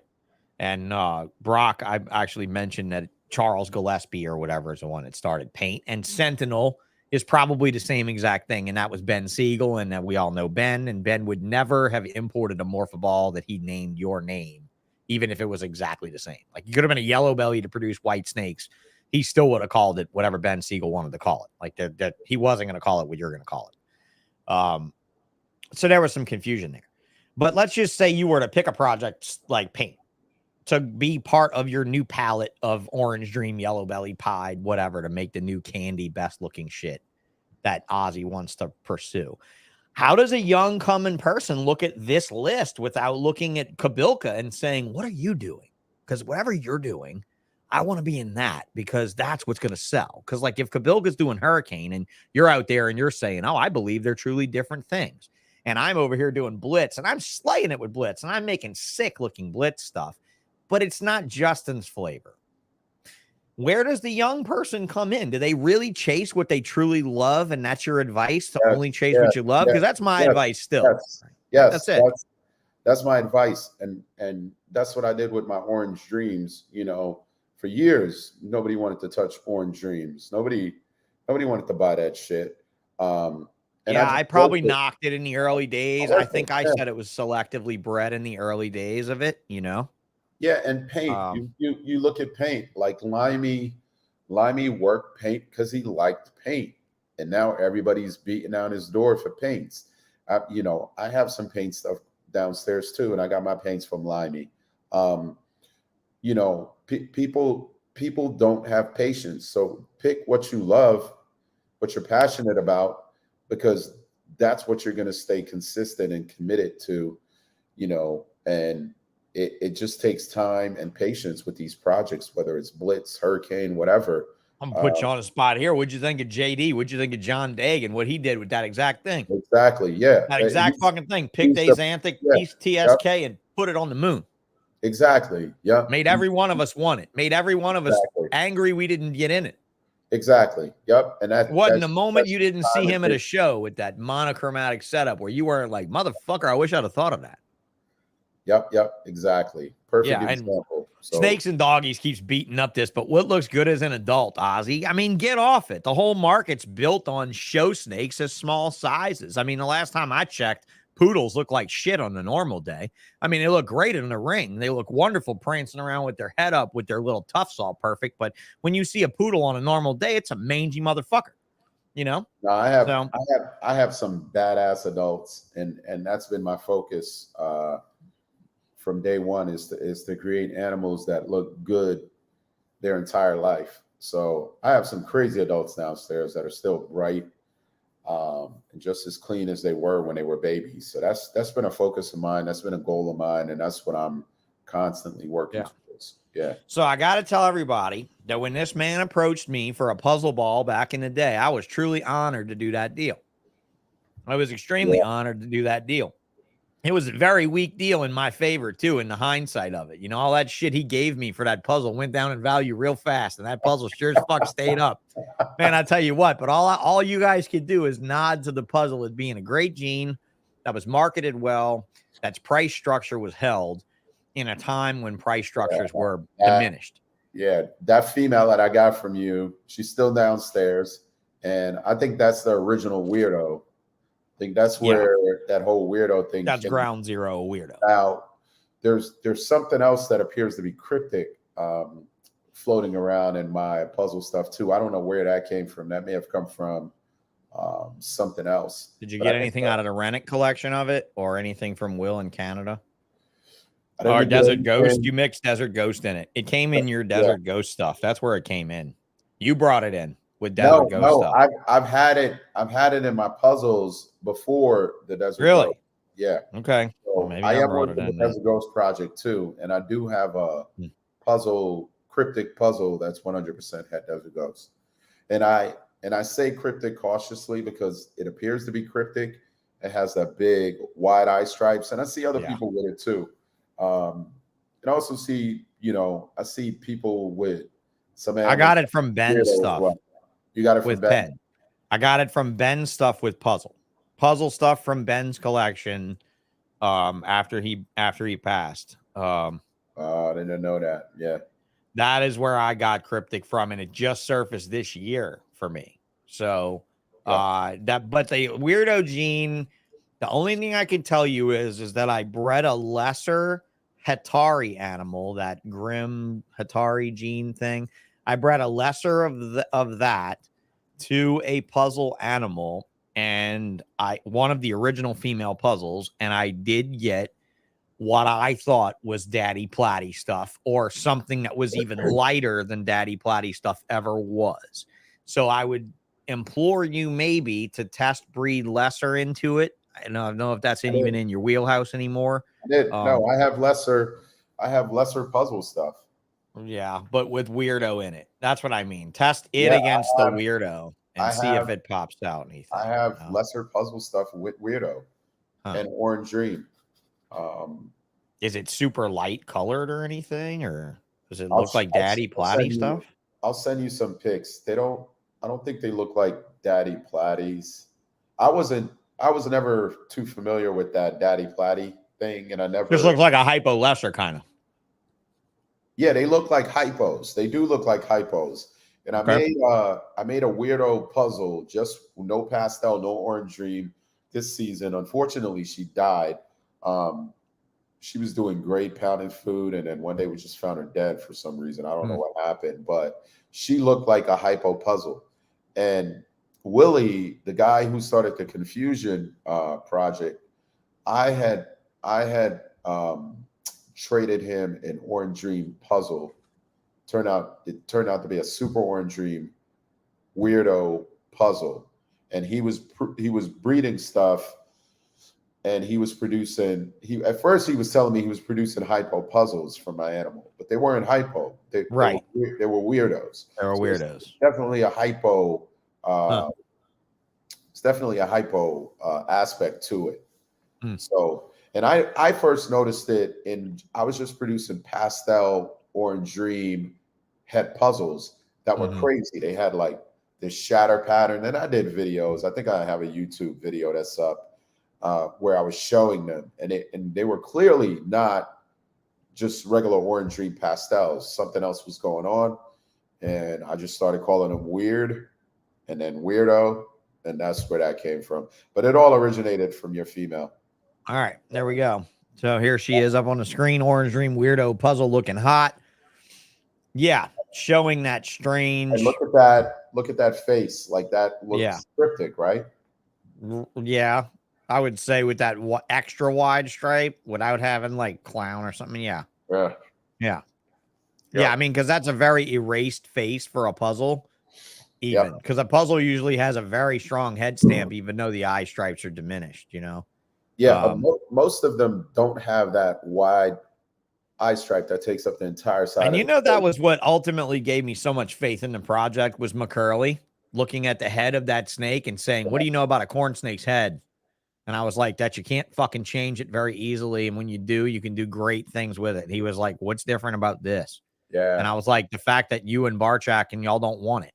And he said, honestly, you know, Brian and you know why Brian don't want it. And I was like, yeah, okay. Now what's your fucking excuse? And he said, I don't want it because you know me, and I got way too much Frankenstein shit going on at my place that I'm trying to prove out and mix in and profit from. I cannot throw your shit in my works. He's like, but when I write a book, I'm putting it in my book. He's like, I recognize, because remember, I hadn't separated it from pastel right then.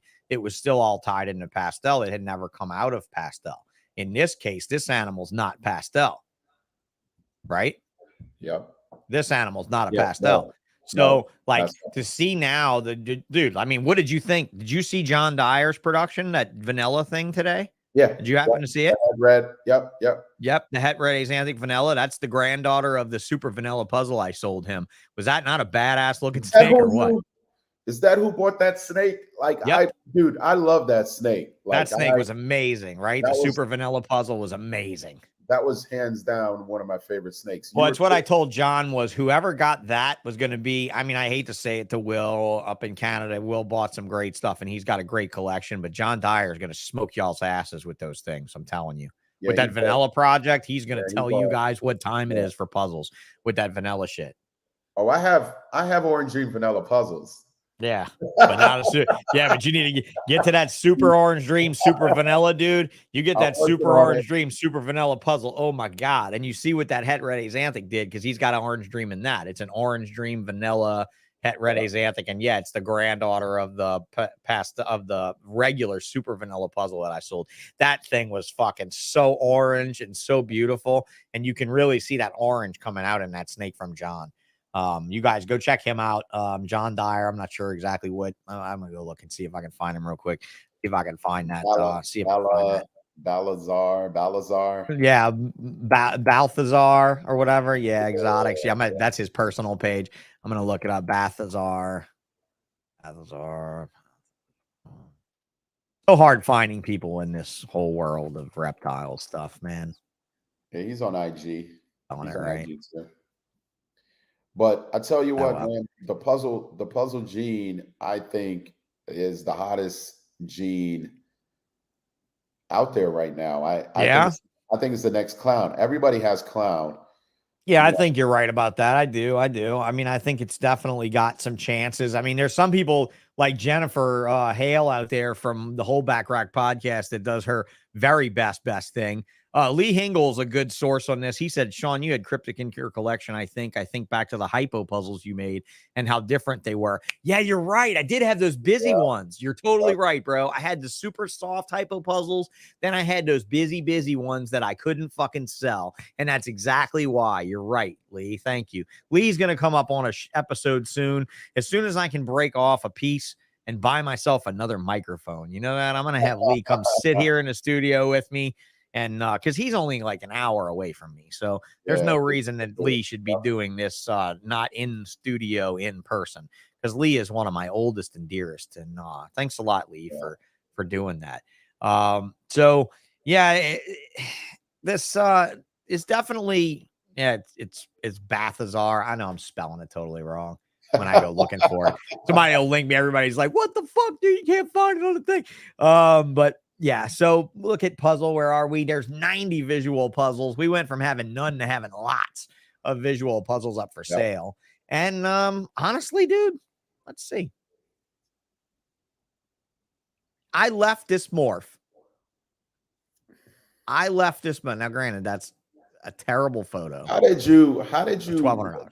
Where did the puzzle come from, man? I left this morph at $2,000 in 2019, and you fuckers have not destroyed it yet. The cheapest it is $1,380, and that's not even that bad. I salute Joel at State 48 for this, because that's a very busy puzzle. It's not very nice. If you get $1,380 for this, I think that's wonderful. It's a wonderful state of the gene to be in, and Ozzy can attest that is the longest running gene of that value, period, right? I mean, nothing has held a value in a gene that long. Not clown, not pied, not anything. But I think it had to do with timing and the fact that I didn't whore it out when nobody wanted it. I don't know, man. What Desert Ghost puzzles this year were listed for 30K, 25K. So it depends on the combos, right? And well, no, I agree with that. I'm talking about the base gene. I'm like talking about the fact that this thing has not ever been torn down from the base gene perspective. You can go buy a clown for $75. I think it's underpriced personally, but there you go. That's just me. When did Clown come out? Clown came out what, in the 90s?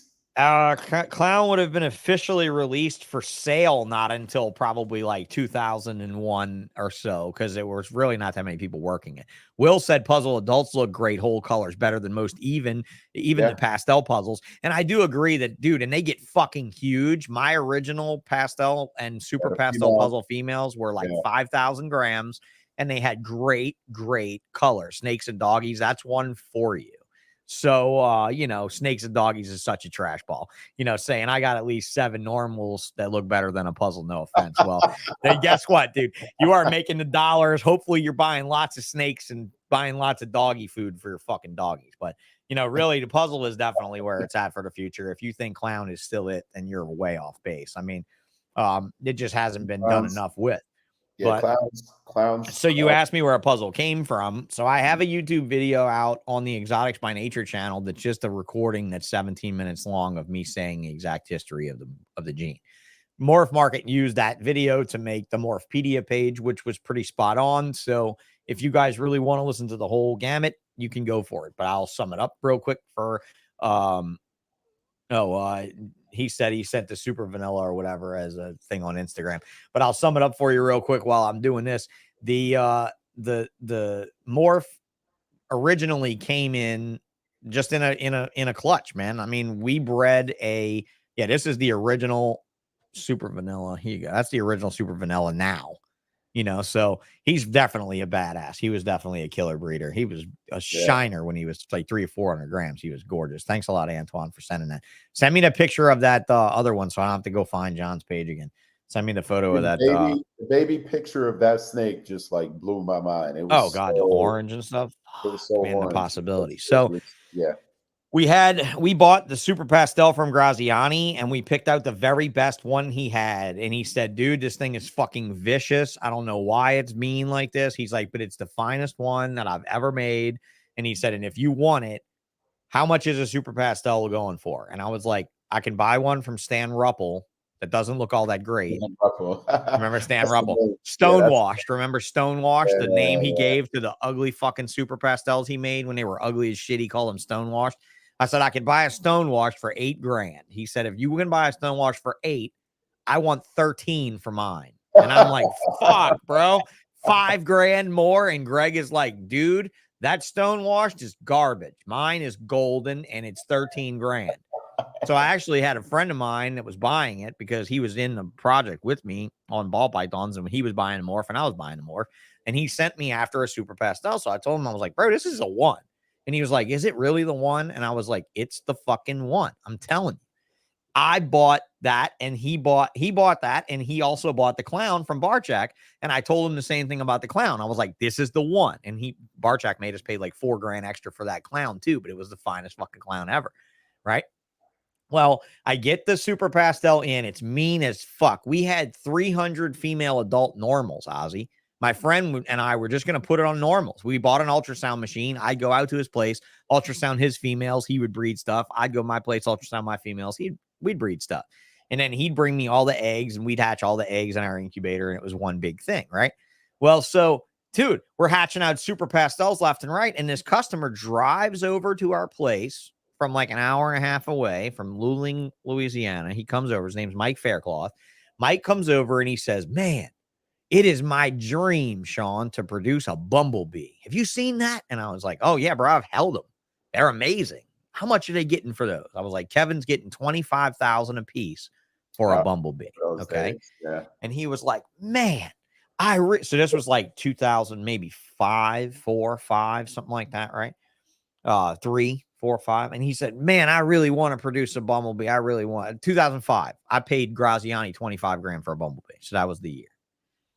He said, I want to buy a pair of those spiders and a pair of those pastels, but I want to pick out the finest ones you've got. I said, okay. So he came over and he picked them out, Ozzy. He picked out a really nice pair of spiders, and he picked out the finest pair of pastels that I had ever made that were the meanest fucking snakes I had ever been across, because the original male super pastel bred to normals yielded vicious gremlin, piranha, fucking snakes with dissociative personality. I'm not really sure what the fuck was wrong with puzzles, but the meanness was in before I touched them. So it wasn't me, even though it kind of ironically worked out that way with my anger and shit.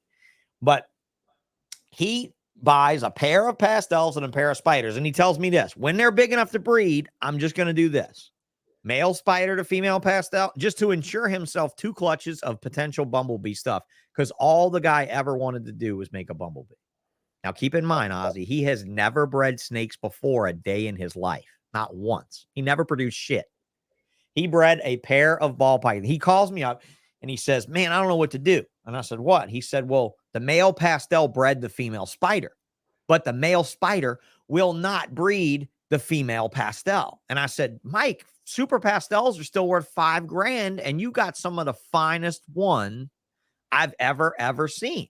You're going to make some killer super pastels. Do us all a favor and breed the male pastel with the female pastel, dude. Just do it. And their puzzle was born, bro. Those 2 were het puzzles. He calls me. He says, he said, man, I'm going to come over, I think, and bring you these snakes. He said, because I've looked all over the internet and I've seen super pastels and I've seen and so wait, he got a clutch of eggs from the spider first. He hatched them, and he hatched a bumblebee. He was so happy he hatched the bumblebee. Yeah. The very next month or a couple weeks later, the pastel to pastel clutch hatched, and I convinced him to keep every single baby, Oz. Every single one he kept. Even the spider clutch, the bumblebee, the normal males, every one. He fed them all. He kept them all. And he lives in a place, St. Charles Parish, I believe. St. John's Parish. Yeah. He lives in a place where his next door neighbor is a police officer, and she has a fear of snakes. And she found out that his garage had rats in it, even though you could not smell them right outside the door. And that her bedroom in his home had snakes in it because he was a grown fucking man and he had a big enough house to have a room that would hold snakes in it. And she did everything she could with the subdivision to pass a rule that said he could not have snakes and rats there. And then that spilled over to the parish. And the parish passed a law that says that any exotic pet cannot be kept. In other words, a corn snake breeder was run out of the same parish, Ozzy. When gone to court, he said, I have a state permit for Louisiana native species, which is a corn snake. But the judge told him that snake keeping is an exotic thing. So therefore, any snake is an exotic pet, and that pets are only to be dogs and cats. And you are not to have pet birds. Or you can have pet fish, apparently. But you can't have birds, and you can't have monkeys, and you can't have coatis, and you can't have, you know, hedgehogs, and you can't have snakes. And he called me crying that he had to get rid of his hobby or get rid of the home that he loved. And he said, dude, you're the only one that I can take this. You named it. You marketed it the last 2 years, and this was on the new year of Y2K. I mean of 2010. New year of 2010. He had to give up that whole collection. And dude, I'm telling you, that was an amazing thing. And you know, Ozzy, that was his first clutch of snakes. Was the snakes that those puzzles hatched out, or well, the spiders and stuff that hatched. And you know what's crazy too? That bumblebee that he was his pride and joy. I promised him I'd keep it. You know what's crazy, dude? Of the possible het clutch, the 50% possible het clutch, every single one proved out. And do you know of the 100% clutch, of the 66% possible hets of the clutch, every one proved out? That's every crazy. single one. So where was the mutation? Was it in that clutch? It was obviously the original parents, because I took the original female and bred her many times and did the same thing many, many, many times. And it just was absurd that it all fell the way it fell. And I remember the first year I sold them was in 2009. Marshall Van Thor bought one. Yep. And a Japanese guy named no. It was Nakamura. Hori Nakamura. He killed himself, and his collection went everywhere after that. Actually, believe it or not, Michael Cole got some of his animals back and just hatched out clown puzzle stuff from Nakamura's stock from Japan, because he got the first female super pastel puzzle. Marshall Van Thor got the first male pastel puzzle here in Colorado. And Ozzy, I went to that first local show, and I met this man, Mike Faircloth, the originator of puzzles, and I handed him a check for over 15 grand for 2 snakes that was his cut. And he wanted to give it back to me. He was like, this isn't all this. You didn't take your cut. And I'm like, bro, I took my cut. We did that good. We took, and he's like, no way. And the funny thing, dude, and I told this on a podcast not long ago, ironically enough, the year that I hit the normal puzzle, remember, because it took me like 3 years to eventually hit a normal puzzle. The year I hit the normal puzzle, I had it with me at a reptile show, 2 hours from my house, 3 hours from Mike's house. And I'm checking into the hotel of the show, and the guy behind me is him. I turn around and he's behind me in line. And I'm like, dude, you came to the reptile show? I thought you were out of the hobby. I didn't think you were coming to another show. And he looked at me funny and he said, Sean, I'm not here for a reptile show. I'm here for a motorcycle trip. We're all meeting here for one night from all over to take a motorcycle trip somewhere else in a caravan. I didn't even know there was a reptile show here. I didn't even know you hit the normal puzzle, but I'm going to come by the show tomorrow morning. I'm going to check it out. Nice. It's the weirdest coincidence that he's 3 hours away on the Saturday morning in line with me at the hotel. It's fucking strange, dude. Yeah, it's fucking strange. Yeah. It's a small world of us, right? It's a small world. So anybody in the chat, I know we've been storytelling for a while. Chat's been kind of quiet. I want all you guys to know that I'm not maybe as legendary as this Ozzy guy is, because I didn't hit it as hard as he did, or I didn't do it as nice as he's done it. But I will tell you this, man. You will get where we are or where we were. You will get there. You just have to work hard. You just have to keep doing it, you know? So on that front, I mean, puzzle wise, is that going to be your future stomp? You think is going to be a lot more puzzle stuff, working it into? Yeah, I'm all in on the puzzle stuff. I mean, I just think there's so much potential with it, and there's so many different genes that have yet to be added. And every time I see a new puzzle combo, it's badass. I mean, I don't know if you've seen the Super Stripe puzzle that I made. That was really, really wild. And it was very telling for me, because I I was curious to see if the super stripe would overpower the puzzle, and it didn't. So that tells Yeah, me I again, didn't see that at again, all. yeah, like Clown, she's pretty big now. I may actually breed her this season. Like Clown, if you can stack genes on something and those genes don't overpower that other gene, then that gene has potential. So I think it has a lot of potential. I have a lot of really cool stuff, and I have a gut feeling about it. So I'm working a lot of different things. Yeah. I think it's badass. That's that gem right there from Yeah, John. I look at found that. I Balthazar. mean, Yeah. that's beautiful. Look at the colors and the fading Mm. and just the tone, the color tone and the highlight. Orange Dream and Vanilla work so well together, bro. Super Orange Dream, Super Vanilla is going to be so fine. Yep. Oh man, I hope you and John get there, man. I really do. I know you will. I know you will. I'm trying to have a shot at it this season. So. Killer. Good to see. Yeah, good to see, man. I mean, that's definitely man, making these snakes that look like Super Orange Dream stuff, man. Some people don't like it, and some people don't. I don't see how. I remember people didn't like Clown. A lot of people didn't like Clown. Bro, I made the first Orange Dream Bamboo. That thing was bad as fuck. Yep. That thing was bad as fuck. Here you go, Super Weirdo. People don't like Bamboo. DG Puzzle, Super Pastel DG Puzzle. No. Love seeing Puzzle go places, man. I just got to get myself back in the game a little bit. You see the Weirdo on the left, how it has like the calico sides. Oh, yeah. And that hypo blush. Yeah, yeah. And that hypo blush, yeah. Yeah, so I just come up with some stuff in the comments. You know what I mean? That, you know, Snakes and Doggies now make that an adult. Yeah, he will eventually, and it'll make a lot of money, a lot more than the fucking doggies do. That's for sure. You pursue Snakes and Doggies, then at least one hemisphere of your brain's working properly. I don't know about the other one. But yeah, man. I mean, so look at that bumblebee. I want to look at this for a minute. Let me ask you what you thought of it. You know, you put it out there. You said if you guys haven't watched it yet, check it out. Truly fascinating, educational. Dave did an excellent job. I agree with you. I thought it was good. I thought it was fun. Yeah, I thought it was really good. I thought it was informative, and I was shocked to see the temperatures in the burrow. Right. Those temperatures were really, really high. Right.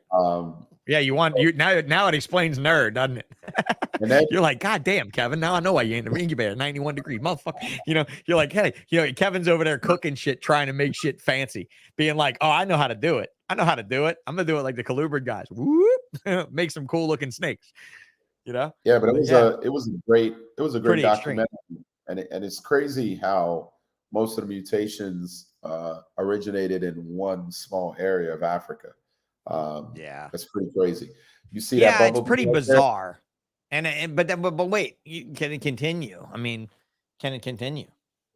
I think it's going to continue. I think the genome is just prone to genetic mutations. So yeah, I think we're going to continue to have mutations, and we have so many genes to play around with right now. The combo potential is endless. Probably a little too many. I think I'm just old fashioned, and I don't see where this is the old fashioned part of me, and you explain this to me too. I don't see wherein people can decide where to start right now. Like I really, like me and you, we came up, right? And you had your morph and I had my morph. And if I had to pick right now, I'd go puzzle. And if you had to pick right now, you'd never get rid of Orange Dream. So, and I know that about you, but they don't have that. So, I mean, what the fuck? Where do you start? You got to work with what you like. You got to work with what you like. I mean, I think it's great because there's so much to choose from.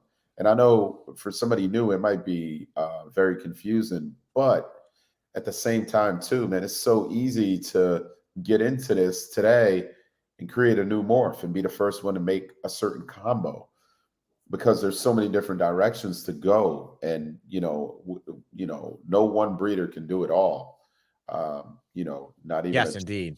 Yes. So I agree. So, Dave Ledford said, I wish he could have gone and talked to the exporters more like Noah. To be totally honest with you, I'm not sure Noah would do it. You know, I mean, did you ever deal with him? Did you ever deal with one too? Yeah. Did you ever deal with old? You know who Dave Ledford is? No, I don't know Dave Ledford. I probably know him. That's Gravy. Oh, that's Gravy. Oh, okay. All right. What's up, Gravy? So yeah, it slipped me, but yeah, I wish you'd have gone and talked to Noah. Did you have dealings with Noah at all? Did you ever give any money over in Africa, or you just went and did the local thing? No, yeah. The only thing that I ever got from Africa was from Ian. Speaking of Ian, I talked to him the other day. Yeah, did you? Yeah, I did. I spoke with him. Yeah, I was shocked to have spoke with him after 15 years. Yeah, I had no idea he'd gone through that heart surgery, man, like a quadruple bypass. Holy shit. It's crazy, right? Crazy story there, man. Goes to the hospital and says, you guys are helping me or that's it. If you send me out of here, I'm going to die. And he had one specialist look at him, and it turned out he had like 90-something% blockage. He had a quadruple bypass at 49 years old. Fuck. Kind of scary. Yeah, that scares me. But that was good to hear from him at least. You know, I was calling him to buy a rainbow boa. But yeah, he's got some nice rainbows. Yeah, I think I'm going to get into the albino rainbow boa thing. So yeah, I don't know, man. I'm just trying to look at I'm trying to look at that and see maybe some new potential in a new genome, since this one has run the fuck off into a place where I'm not so sure I want to be, bro. Like I want to be there, but I want to be where you are, and I'm not where you are. And honestly, going back there, get back in, man. Now's the perfect time to get back in. I'm not really out, but I'm not really in buying capital mode. Like when I'm looking at ball pythons now, I'm looking at I don't know. I mean, I just had to deal with the bear of crypto. I'm looking at the bear of ball pythons and interested. I'm more concerned with what's that? Any puzzles? You have any puzzles? I have no visual puzzles, but I have quite a troop of hets and possible hets to work with. I'm gonna have to send you a puzzle. Maybe so. Don't make it charitable. We'll figure something out. We'll talk about it. But I don't have anything visual. I actually need a decent visual male puzzle, but I'm hoping I can hatch one this year. But but we'll talk about it. It's not a big deal. We'll hook it up. Yep. Well, I can tell you that, you are an OG and you have had a lot of information to share with people. What do you see something else for you, or this is it? This is going to round out the future and you're just going to be a real estate tycoon and a master ball python selective breeder. I mean, shit, you're a great brain. I don't see how that brain can be complacent with that. I'm at a stage where, I'm trying to influence others, trying to have a positive impact. But I will always breed ball pythons. I still have 80 ball pythons, so I mean, I'm not out. Like I still have a good. Good. Yeah, you should be breeding ball pythons, man. It's in your blood. Well, thank you. And I appreciate that. Yeah, and you can bounce back to where you don't have to get big, but you can bounce back and you can build a powerful little small collection. That's what I would do. And I will always be breeding ball pythons. I just don't know, like, I don't know at what level. I will always be doing it at a very like high-end boutique level. But I'm not trying to I'd like to be there. I'd like to be where you are now at the high-end boutique level of some aspect of it.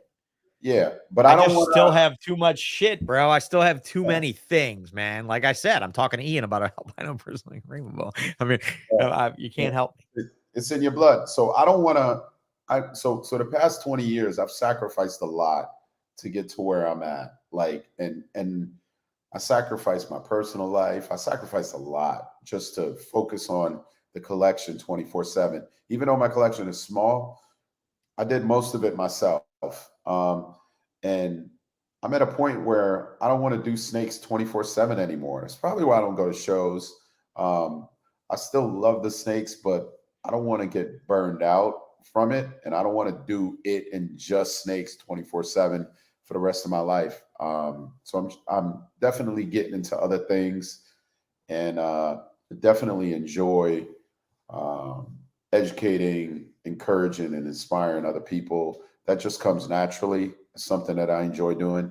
And I like the real estate. I love travel. I want to travel more. I want to start fishing again. I used to love fishing, So just shit like that, man. I want to live a little life. 52 now. How's the daughter's involvement being, 14 and 16? Is that a big part of your time now, or are they off doing their own thing now? Definitely. I like to spend time with them. I like to cook dinner, and I like to take them out. I like to travel with them. So I want to spend time with them, but I'm also just trying to,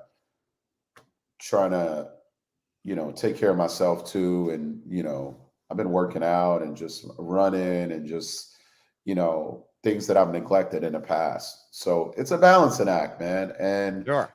I'll always be doing it, but I'm not going to be going all like, you know, all out, and becoming some big ass, you know, warehouse producing. I don't think I want to do that. Just No, I don't ever see that in you anyway. Because if you were going to do that, you would have done it in 2012 when I was doing it.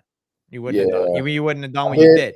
Like you saw the future end of this from a boutique standpoint because you were forced to, bro.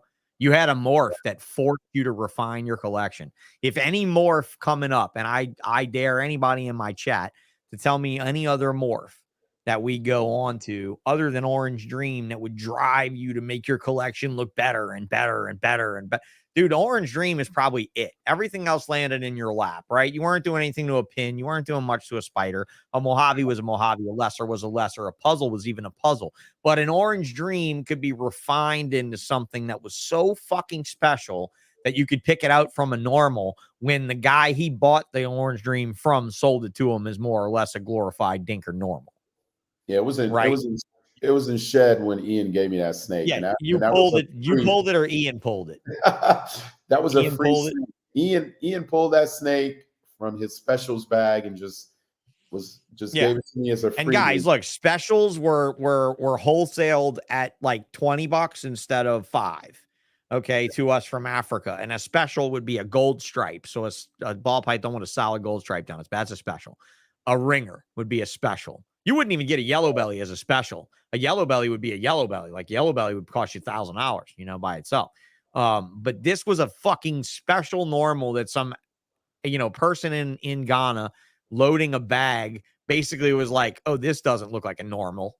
It looks like a normal, but it doesn't look like a normal. Like this is what Noah can get $15 upcharge for versus a fucking 5, 7. I mean, what was the morph worth to Noah then, dude?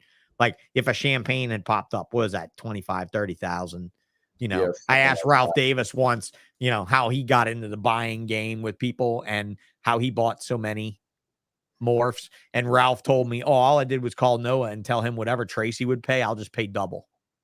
And I'm like, all right, bro, if that's how you get in. He was like, that's how I got in. He was like, how I got in was I was like, Kevin's always calling Lindy for money and Tracy's always lowballing. So I told him, whatever Tracy tells you, I'll double that. And that's where Ralph started getting lesser and the daddy flatty and the butter and all that. Dude, that was Ralph's year where he fucking just climbed the ladder because he just straight up was just like, hey, no, I'll pay you double. And that's Noah, though. So, like, when you ask stuff like, oh, I wish Noah and Dave, well, when Dave said, yeah, high golds were a $20 upcharge, you know, this was Noah back then. And I don't know that Noah would have been on a show like Kaufman's Shot. I don't know that he would be on it. You know, I think if he was still in the glory, he would be on it. But I mean, fuck, did you ever set up at a show in Daytona? Did Noah ever approach you to try to get you to buy from him? I wasn't set up, but I did talk to him at a show, and he was walking around the show, and he had all these like voodoo dolls. Oh, he was wearing the garb. He was wearing the whole robes and all that shit. Oh yeah, look at me, I'm from Africa. Right, look at me, I'm from Africa. But I used to get my stuff from Ian, and right. And Joe Campbell used to always talk shit. He used to always call me Little Ian because I used to just go over to Ian and buy my stuff from Ian. And Ian went over to Africa and I think he set up like 2 or 3 guys. So Noah hated Ian. Like, oh yeah, he freaking hated Ian because Ian set these guys up with their own snake farms over there, and that's who was sending him all of this stuff. And he used to get a lot of mutations and sell it to Tracy and Brian and whoever. Will said, is it Noah or Ian you better owe money to? Honestly, maybe both of them, but I would say Noah over Ian.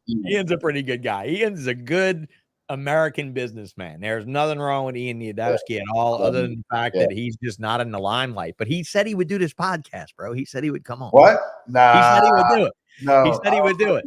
He did. He said he would do it. I think he's in a different. I think great, he's in a different spot in his reptile career. I really do. he would be a great interview, man. That guy's got so many fascinating stories. Oh. And he's been doing it for what? I don't know, 30. Yeah, a little longer than me, and in a huge capacity. I mean, as an importer, an exporter, a mover, and a shaker, and ball pythons especially.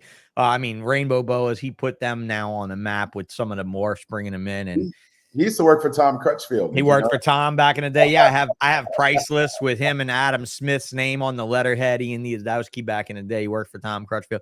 I think it would be crazy. Dave Ledford, he says I want to see that.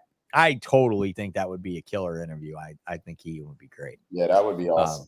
Good luck. Yeah. Good luck, though. Good luck. I think it's possible, man. I think it's possible. Like, I'm trying to get the guys like Casey Lazick who keep giving me this. I don't really want to do a podcast. Yeah, Casey. Yep. I mean, there's so many of them, man. And like I said, all Ralph needs is a StreamYard account just like this. Bro, all this is behind me is a green screen and a StreamYard account and a Logitech camera. Like, I don't even have the good camera hooked up, dude. I mean, this is nothing. This is, if you want to spend money, you're spending $5,000 and you're on like beautifully and with great sound.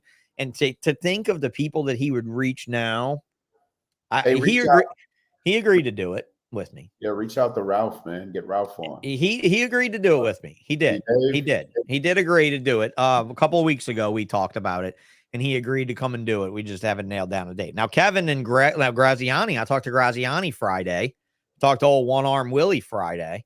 And he's sounding great, bro. He sounds amazing. Yeah. But I mean, then again, he's one of those people that, I'm not religious, so I don't say that whole, we're given what we can handle and all that stuff. But that man can handle a lot.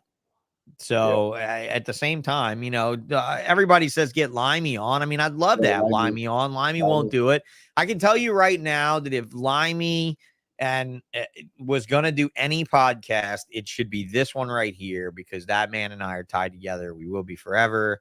He did more for me when I was injured than anyone. He fought for me like a champ, and Limey, I owe you my life. Limey always, but he'll never do it, bro. He'll never fucking do it. Limey. Yeah. Ian Limey and Sterling Nelson in case they did on a pod. Well, Sterling Nelson, Brian, and I won't pod too much. We probably won't talk too much.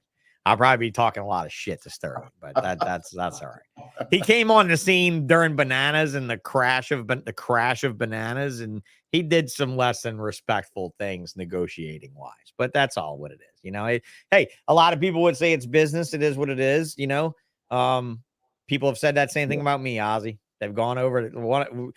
Amir said he'll do it. Amir will do it. Yeah. What's up with Amir? What's he doing? He's doing that XYZ reptiles thing where he's just shipping pet reptiles to anybody online that can click a buy it now button. I mean, he's doing his thing.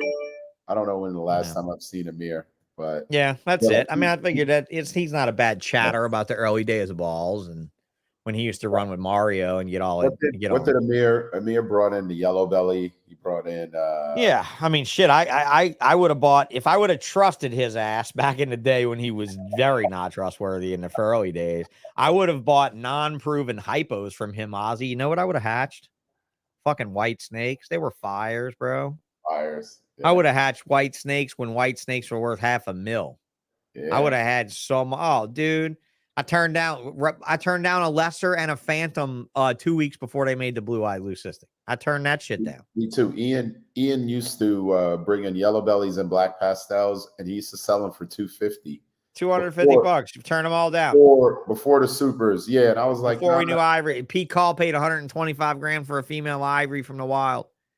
And we were turning down $250 yellow bellies because they were fucking normals. I was kicking myself.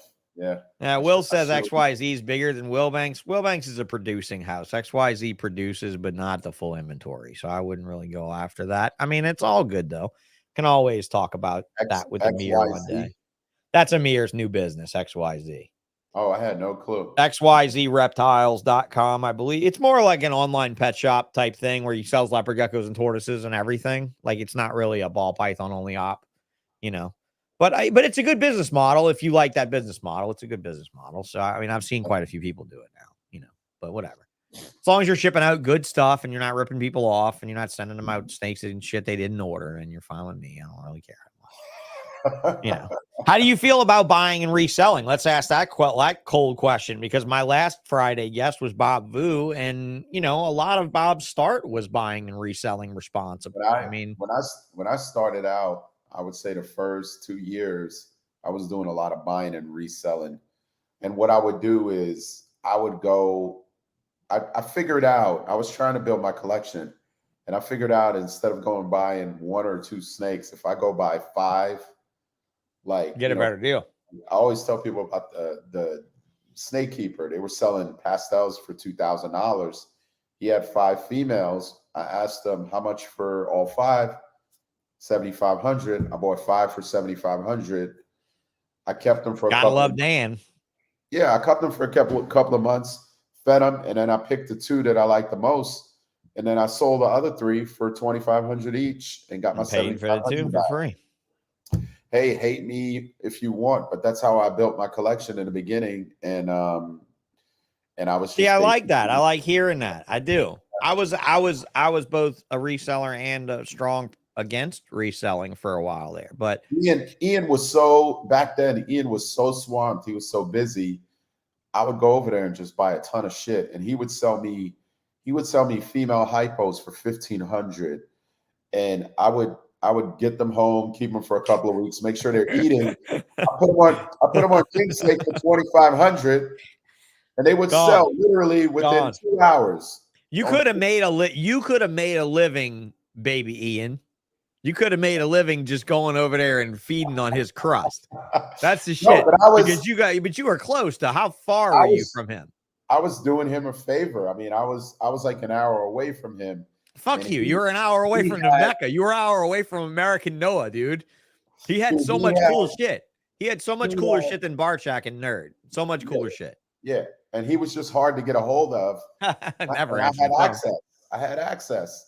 So I took advantage of that access, and I spent a lot of money with him, and it helped him out. I remember it helped you out a lot, motherfucker. Yeah. He had dresser drawers just filled with cash. Like, yeah, bro. I text messages from him, like real live messages from him, dude. In this century, it's fucking crazy. Yeah. Hey, said Sean, I just saw this. How you been? He literally said that the day after I sent it. I'm fucking shocked. I'm shocked. He said, I might out to lunch, but I'll call you in a bit. It took him 3 days to do that. And, right. And he said, link me to the veterinary podcast. So I linked him to it, and he never answered me back. So it looks like we're on the right track with a real live Ian Niedusky, right? I'm succeeding. I'm succeeding. I've arrived, right? I've arrived when Greg Graziani, Kevin McCurley, and Ian all talked to me in the same weekend. I'm like, holy fuck, what just happened? You know, I've arrived. I'm now at the Rolex level of reptiles, you know, and honestly, guys, it's a very small world. And I realized that when I got hurt. Yeah, I realized that when everybody got together for me and helped me out. I realized that when everybody collectively got together and told me to get the fuck out. And then I left for a while, but I'm back and I'm happily here with my old friends. Thank you so much for doing this podcast, bro. Yeah, man. I appreciate you. I'm happy to see where you're at, man. Thank you. You too. I'm very happy for you. I'm very happy for you. I don't feel bad for me in my financial situation at all. Everything I've done, I've done. And I've enjoyed every minute of digging this hole. So no worries. And at the end of the day, I'm probably one of the only saltwater, freshwater specialty fish store owners that sold their business and didn't go out of business. And then at the end of it, didn't really lose all that much money in the process, just a little. Honestly, it's a dog-eat-dog world over there for those people, and the shop owners are really getting it handed to them right now with the recession. But yeah, go forth with what you love, I think, is Ozzy's prescription. Got anything else to share with these people that's going to change their life tomorrow? Oh, that's it, man. Just, work on your mindset. Mindset is everything. I think you're right. I like where your mindset is, and I think thank you. I think you'll see things turn around financially for you. I think they're already opening up, bro. I mean, I think if we can move this Hydra snake, have you seen my 2-headed snake on MorphMarket or on Facebook at all? Have you gotten wind of it? No. It is no, you haven't seen it. It's the bomb. It's the bee's knees. It's the longest one that I've ever seen. Bringing it up right now. The ad on MorphMarket. I set some records for John having the most expensive snake on MorphMarket. Oh man, that's The longest pretty cool. split two head Yeah, that that's I've cool. ever I've never seen. seen one like that. They can look at each other. Wow. They can Like each intertangle other. their intertwine their necks. They started working together and moving in the right direction instead of Nice. one going one way and one going the other. And yeah, they're absolutely incredible, bro. And it looks like we might have a buyer for them.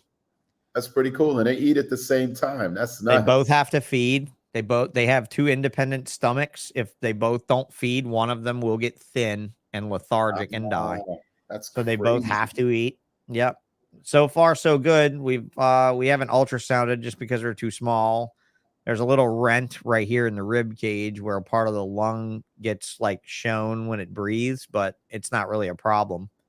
But yeah, I Man, figured we'd they- set some records. Most expensive corn snake, most longest splitted head of living one, all that sort of stuff. Will's question last, and that's not a bad one, is Weirdo incomplete, dominant, or recessive? I think Weirdo is a dominant thing. I think it's a dominant. I don't think it's incomplete. Yeah. I think it's just straight dominant, based on what I'm seeing. And of course, we're going to continue to breed and try to figure things out. But I think it's dominant right now. That's where I'm leaning.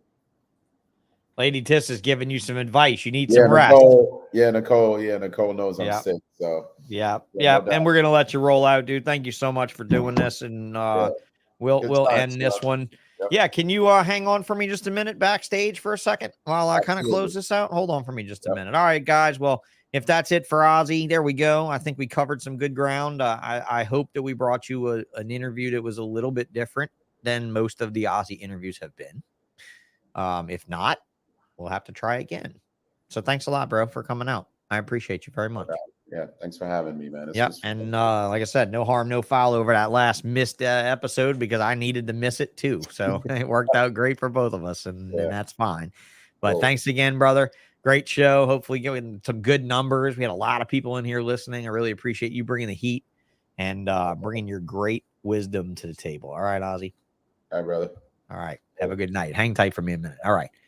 All right, everybody. Well, there we go. Thank you very much, everybody. Nicole and all of you. Man, look, I really appreciate that. Sean, keep bringing it. I hope you guys listened to the veterinary episode from Tuesday. If you didn't, go back and educate yourself with me and Dr. Mark Mitchell from LSU, Louisiana State University, that probably turns out more veterinarians than any other college for veterinarians in the country. And I'm trying to keep the heat going. I'm trying to keep it going. Next Tuesday, we have Colin Schumark from Australia on a Monday, because it's going to be Monday at 7 o'clock for us here on the Ballshit channel live. And it's going to be Tuesday at noon down in Australia, where our boy is set up and ready to talk to us about Antaracia pythons that he's working on, morphs and stuff, and all the wild snake catching and everything that he does for people relocating and all that he does down there in Australia. I can't wait to talk to Colin. Thanks a lot to Luke at Lizard Morphs and his lovely wife for putting me and Colin together. It was really great talking to you guys, and I'm going to also bring Luke on soon on a Tuesday for an off-topic Tuesday on blue tongue skinks and bearded dragons. I really needed to pick his brain about my blue tongue skink breeding operation over here. But man, look, this was a great 2 hours with Ozzy. I know he's not feeling too well. Thanks a lot for doing that still, brother, for coming on, even though you're not feeling, quite tip top. Lee Hingle, thanks a lot for your input earlier. You say, love the show. Everglades, great to have you. Eric Morph Factory, thanks, Ozzy. I can't tell you how much I thank him too. Got to get some more old names back up here. You like how I threw that Joe Compel at him right in the front and made him just reel back to that 20-year spot. When he was like, oh, fuck, I used to see that dude at Ian's too, And yeah, if I can get Ian, look, maybe Ozzy, you'd send Ian a text and say, bro, I just did Sean's podcast. It was lit. You got to do this podcast. Seriously, send him a text. Help me out. Everybody can help me out when it's time seeing you guys, giving me some input. Red Line, thanks a lot. Will's hella heat. Lee, good seeing you in a chat. Yeah, dude, he's coming up on this podcast soon. I swear. Nicole said, please, Sean, I'm 49. The OGs are missed. Come on. You know what? We're all young. We're all young. So thanks a lot, guys. I'm going to dial it out here. And there we go. Another great episode filed away. Thanks again. And I really appreciate you. Good night.